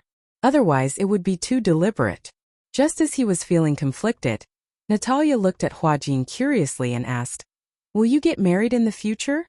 You will definitely find a woman you like in the future and get married. Then, like Daddy, you will get married and have a child, right? When Hua Jin heard this, he immediately confirmed his guess. Just as expected. She was really worried about this. "I won't get married." Hua Jin chuckled and immediately said, "I won't get married." She had been mentally prepared for Hua Jin to say that he would get married, but when she heard such an answer from him, Natalia was even more surprised. "Why?" "Because," Hua Jin said seriously, "I don't want to get married." "Why not?" "Because I already have you." Natalia didn't expect such an answer from him. She was stunned and looked at him in surprise. "Do you plan to spend the rest of your life alone? To die alone?" He was not destined to be alone for the rest of his life. "What do you mean by dying alone? Don't I already have you?" Hua Jin patted her head lovingly. "In the future, no matter what happens, you and I will be together forever. We will never be separated." When Natalia heard this, her heart was deeply touched. Her eyes reddened, but she held back her tears and nodded heavily. "Yes. I will study hard and earn money in the future to support you in your old age." Perhaps for Natalia, not getting married for the rest of her life was not a clear concept, but it was enough to shock her. However, retirement. Hua Jin immediately imagined himself paralyzed in a wheelchair while Natalia was all grown up and busy beside him. Oh my God. This little rascal, he hadn't even grown up yet, but he could already imagine what she would look like when she was old. Was this filial piety? Should he symbolically feel touched? Chapter 4271. Natalia threw herself into his arms and said seriously, "I've decided to love you more from now on. After all, you're the man who's going to be with me for the rest of my life." When Hua Jin heard this, he was overjoyed. Although he pretended to be calm on the surface, the corners of his mouth couldn't hide his delight. "You finally realized the truth." Hua Jin hugged Natalia lovingly and raised his handsome eyebrows. "I'm the man who's going to be with you for the rest of your life." When Gongjie heard this, he didn't think much of it and said unhappily, "Why should I?" Natalia and Hua Jin looked back at him in surprise. "You didn't even ask me. How do you know that I'll definitely get married and have children in the future?" When Natalia heard this, she didn't quite believe him. "Don't tell me you don't want to get married and have children? I don't have such thoughts." "Why?" Natalia suddenly threw out a shocking sentence. "Don't tell me you like men?" Gongjie was speechless. Hua Jin was speechless. After Natalia asked this question, before Gongjie could react, Hua Jin's face turned red. He immediately muttered, "Don't talk nonsense." Gongjie glanced at Hua Jin meaningfully and couldn't help but laugh. "Why are you blushing?" Hua Jin instinctively touched his face and looked at the phone screen. "Is my face red?" When he turned around, he saw Natalia nodding sincerely. "Yeah, it's very red." Hua Jin immediately found an excuse. "It's probably because the sun outside is too strong. It's red." Then there was dead silence in the car. The car drove towards the outskirts. Half an hour later, the car arrived at Forest Park on Stone Horse Mountain. Outside Forest Ridge Park, there was a large lawn. On weekends and holidays, many people would bring their children and call their friends over to fly kites. However, coincidentally, it wasn't a weekend or a holiday. Instead of the busy holiday season, there were only a few kites on the lawn. The bodyguard got out of the car and stood by. Hua Jin carried the basket of snacks to a spacious lawn and laid out the tablecloth on the lawn. The fruits were all washed. Hua Jin took Natalia's favorite snacks and placed them casually on the lawn. However, when Natalia reached the lawn, She was unusually excited. She looked around and ran around to check the area. When she came back, she reported to Gong Jie that she had found a suitable place to fly kites. There are more people there. Everyone is standing there to fly kites. Gong Jie nodded. He picked up the kite that Hua Jin had arranged and was about to walk over with Natalia. When Hua Jin saw this, he immediately stood up and said, "No, don't fly it in a crowded place." "Huh? Why?" "Because if there are too many people, the kites will be too close together and the strings will get tangled. If that happens, the kite will fall easily and the string will be knotted." This time he only brought 3 reels of string. If it was to be knotted, he didn't have many spare ones. As he spoke, a kite fell and landed on Hua Jin's back. The two of them ran over noisily. The string got tangled. Chapter 42-72. Hua Jin turned to Natalia and Gong Jie with an expression that seemed to say, "See, I'm right." Natalia nodded with a confused expression. "You seem to know a lot. Didn't you say you didn't fly kites before?" "I didn't fly kites, but I did a lot of research." Hua Jin had done a lot of research. He usually didn't fly kites. Furthermore, it was rare for him to go out with Natalia, so he didn't want to fail. Thus, Natalia and Gong Jie chose a more spacious area that was far away from the dense cluster of kites. Although there weren't many people at this time, the people who came to fly kites were all gathered together. Therefore, that part of the sky was filled with a dazzling array of kites of various colors and styles. They were all gathered together in a dark mass. The spectacular scene was breathtaking. "Daddy, let's go fly kites." "Okay." Gong Jie picked up 2 kites. "Which one should we fly first?" Natalia stared at the 2 kites in Gong Jie's hands. One was Peppa Pig and the other was Dubai. After hesitating for a long time, she chose Dubai first. "Let's fly this one first." Gong Jie and Hua Jin were both surprised. "Huh? Why Dubai? Don't you like Peppa Pig the most?" "I'll use Dubai as a practice target. If I don't fly it properly and it flies away, I still have Peppa Pig." Natalia was quite selfish. Hua Jin was full of resentment. Dubai was his favorite kite. However, Hua Jin still chose to compromise in front of his precious daughter. "Don't worry, I'll take good care of Dubai." Saying this, Natalia picked up Dubai's kite and ran toward a spacious area. "Slow down." Gong Jie chased after her. "Do you know how to fly it?" "I do." Saying this, Natalia ran off into the distance. Hua Jin smiled helplessly and stayed where he was, guarding the luggage. Natalia didn't know how to fly a kite, but she was very competitive. Gong Jie had said that he would teach her, but Natalia had mercilessly exposed him. "You won't release it either, right? I've seen others fly kites. I know how to do it." Saying this, Natalia raised Dubai high up in the air, and her 2 little legs began to run like a motor. However, the way she was flying the kite was a little inappropriate. Today's weather was very good. It was sunny and there was nothing on the lawn, so the wind was very strong.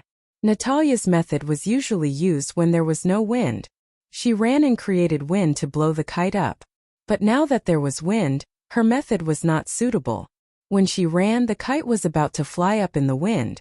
She was not tall and thin, so in the blink of an eye, she was hung on the ground by the wind. "What?" Natalia got to her feet and pouted with a long face. Seeing that she had fallen, Gong Jie hurriedly ran over to her side and squatted down nervously. "How are you feeling? Does it hurt?" "A little." "Let me see." Gong Jie carefully held up her knees. He saw that her knees were red from the friction on the lawn and a layer of skin had been scraped off. "Does it hurt?" Natalia replied softly. "It doesn't hurt. It's just burning. It's a little scraped off, but there's no blood." Chapter 42-73. Gong Jie blew on her knuckles and glared at her. "I told you I was going to teach you. You didn't want to listen, huh?" She insisted on being stubborn. Now that she had fallen, she insisted that it didn't hurt. Although there was no blood, it was still a layer of skin. She wasn't made of steel. How could it not hurt? His heart ached for her. "I'm really fine. I can still walk." As she spoke, Natalia climbed up from the ground. Although her knee was burning with pain, she could endure it. How could she show any pain? Otherwise, Gong Jie would definitely let her rest for a while and not let her fly the kite anymore. The kite hadn't been flown yet. She didn't want to rest. Do you want to continue? Of course. Natalia reached out to pick up the kite, but Gongjie picked it up first. You're not allowed to touch it. Oh?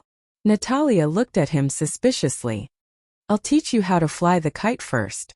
Then you can fly your page, okay? Okay. Although she was unwilling, Natalia nodded in agreement. She was feeling excited at this moment, but she could only watch helplessly from the side. She was a little indignant, but the man could also sense her impatience, so he said, "Watch carefully. Let's see who will put it higher later." It had to be said that the man's words had ignited Natalia's fighting spirit. Although Natalia was a little girl, she had a strong desire to win. When she heard that they were going to compete to see who could fly higher, she was instantly energized and filled with fighting spirit. Gongjie picked up the kite. As he was tall, when he lifted the kite, the wind blew the kite up. He threw the kite like a paper airplane. Then he let go of the reel and took a step back, gently tugging on the reel from time to time. The wind blew the kite higher and higher. Although Gongjie didn't have the skills to fly a kite, he thought that the kite would probably fly as far as a paper airplane. He had studied engineering, so a game like kite flying was child's play to him. The kite took off smoothly. In his hands, it was as obedient as an old eagle that had undergone strict training. He knew how to use the wind very well. If the kite showed signs of weakness in the air, he would tighten the reel and give it a gentle pull. If he felt that the string was starting to tighten, it meant that the wind was blowing. Thus, when the wind came, he let go of the string and let the wind blow the kite higher and higher. Unknowingly, the reel had loosened by half, and the kite was flying higher and higher. Even with the naked eye, it seemed to have surpassed all the other kites on the lawn. Why are those kites not as high as you? Natalia's eyes sparkled. Daddy, you're amazing. Huajin suddenly walked over and overheard their conversation.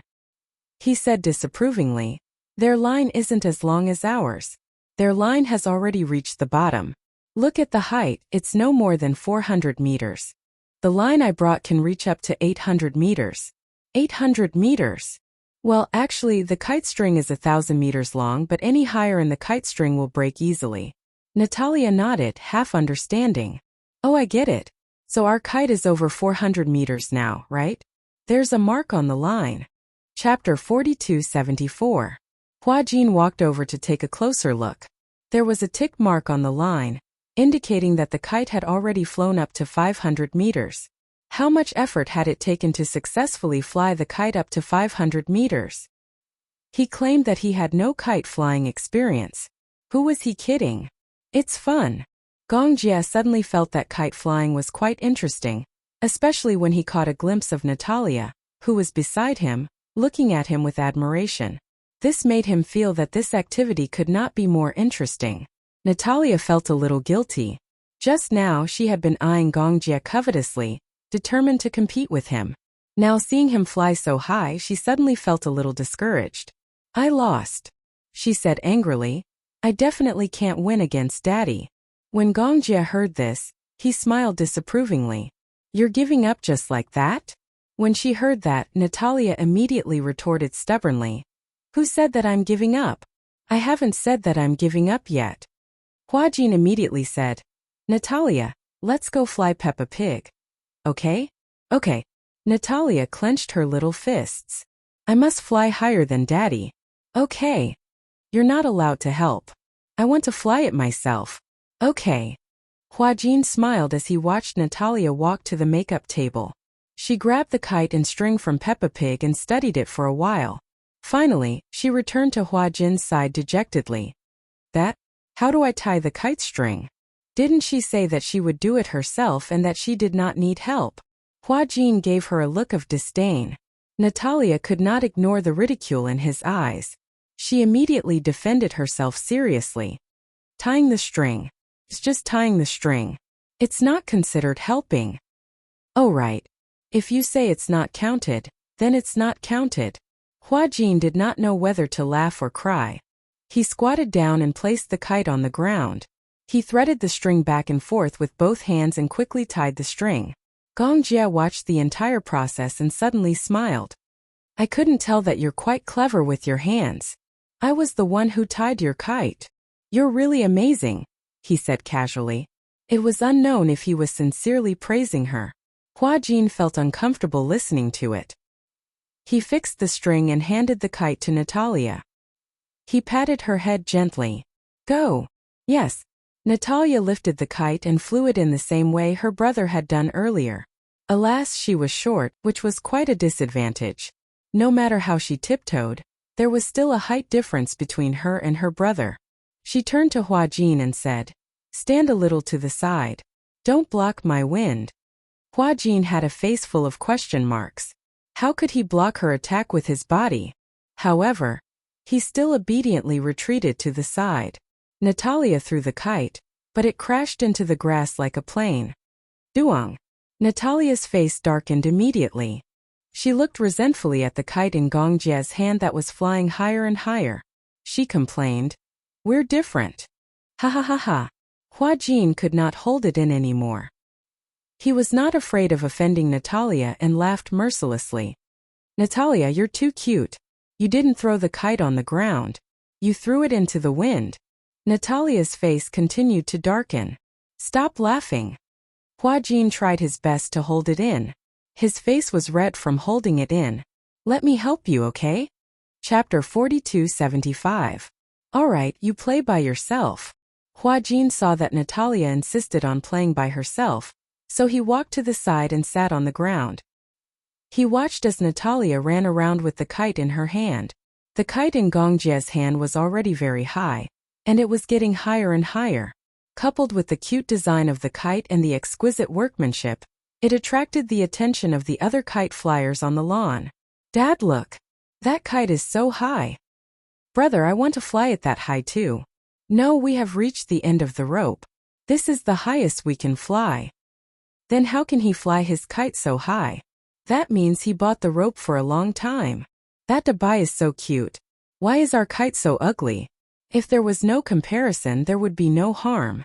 As the saying goes, you get what you pay for. This saying was not wrong. Other people's kites were bought from supermarkets or supermarkets. Most of them were tourists from Sanling Park. When they came out of the park, they saw someone pushing a cart selling kites on the lawn. So they went up and bought a kite to fly. Hua Jin's kite, however, was bought from Laji Holdings' flagship store. Apart from being able to fly like an ordinary kite, it was also equipped with an AI system. Furthermore, its workmanship was solid, which meant that no matter how high it flew or how strong the wind was, it would not break. Gradually, Gong Jie noticed that there were a lot of people around him. Parents were holding their children's hands. There were also a few young girls and boys around him. However, they were all looking at him differently. The children were envious of the kite in his hand. Could fly so high.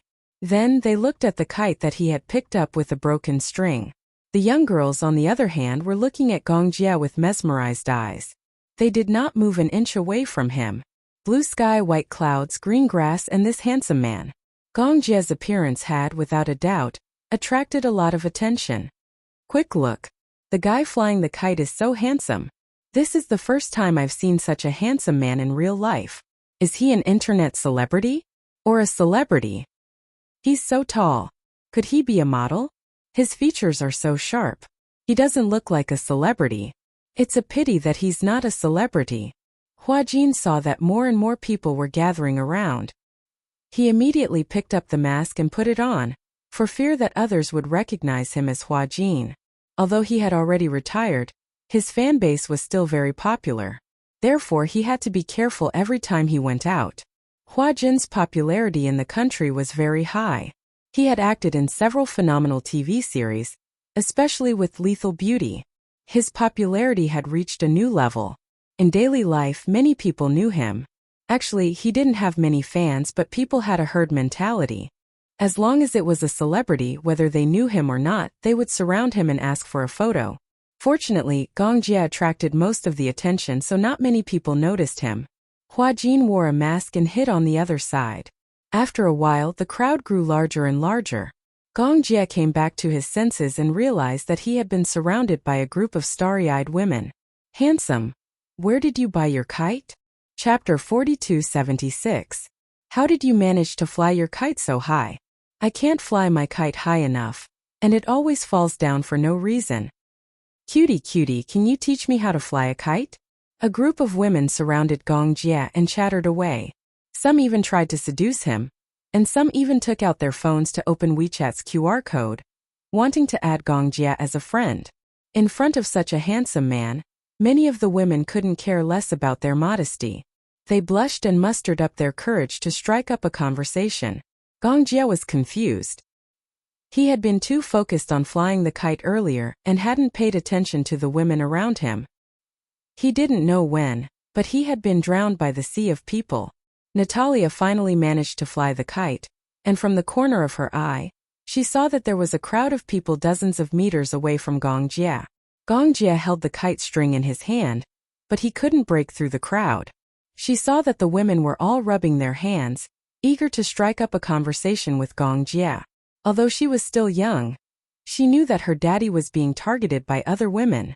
With this heroic silhouette that was rarely seen in the secular world, it attracted bees and butterflies. However, Natalia couldn't allow Gong Jie to be coveted by others.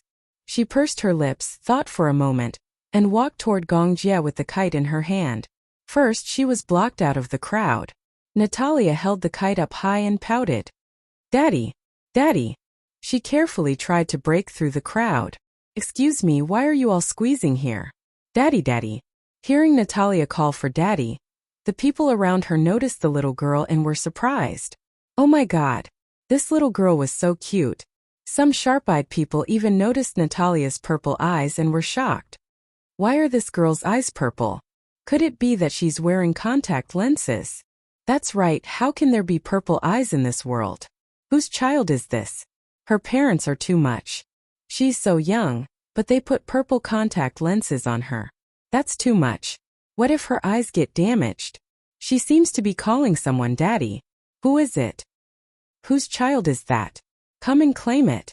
This child is so small. Be careful, don't squeeze her, don't step on her. The crowd began to spread the word. Gong Jie immediately fixed the reel to the hook on the ground and walked over to Natalia. "Excuse me."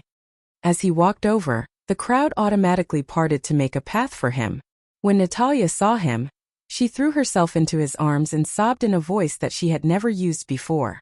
"Daddy, sob sob sob, why can't I fly my kite? I'm so angry." Gong Jie had never seen Natalia act so coquettishly. She threw herself into his arms and opened her arms for a hug. He obediently picked her up, which was equivalent to admitting that he was Natalia's father. At this moment, the expressions of the people around them changed. Shock, astonishment, disbelief. Especially when they saw the little girl hugging Gong Jie and calling him daddy, they were even more shocked. What? This little brother was already a father. He looked so young, like he was in his 20s, but he was already a father? Chapter 4277. Many of the girls were heartbroken. Such a handsome young man was already married and had children. And they were still pitiful single dogs. Sure enough, diamond men nowadays were either married or gay. High-quality men had already settled down and started their own careers. Many of their faces were filled with disappointment. Seeing that her plan had succeeded, Natalia chuckled to herself. She gently wrapped her arms around Gong Jie's neck and gave him a peck on the cheek. The people around them exclaimed in surprise again, as well as looks of envy and jealousy. "Oh, I'm so envious. I'm suddenly so envious of that little girl. Yeah, if only I was the girl in that young man's arms. Why don't I have such a handsome father? This little girl is really good at reincarnating. I have to say, reincarnation is also a skill." The crowd surrounded Gong Jie and Natalia and discussed animatedly. Their gazes were filled with surprise, jealousy, and amazement. The noisy chatter of the people around them made Gong Jie frown. He turned around and glanced around coldly. Then he shouted expressionlessly, "What are you all doing here?" So fierce. Especially Gong Jie's cold and distant gaze. It felt as if a gust of cold wind from the Arctic Ocean had blown over the huge lawn. Not a single blade of grass grew. The crowd was shivering from the cold. Soon they dispersed like floodwaters. There was not a single person around. Seeing that everyone had left, Natalia felt a little better. She did not like the feeling of Gong Jie being stared at like an animal in a zoo. She always felt that those gazes were disgusting. What she did not expect, though, was that a single look from the man was enough to scare this group of people into scattering like birds and beasts. Hua Jin took off his mask and widened his eyes in shock. See, it really was not his fault. Gong Jie's piercing glare was enough to make anyone afraid. However, he was indeed the devil. Just one gaze was enough to scare off so many people and make them flee. This showed how terrifying Gong Jie's aura was. Humph, those women actually dare to covet my daddy too much. Natalia hugged his shoulder and said angrily, Daddy is mine. No one can take him away from me. Humph,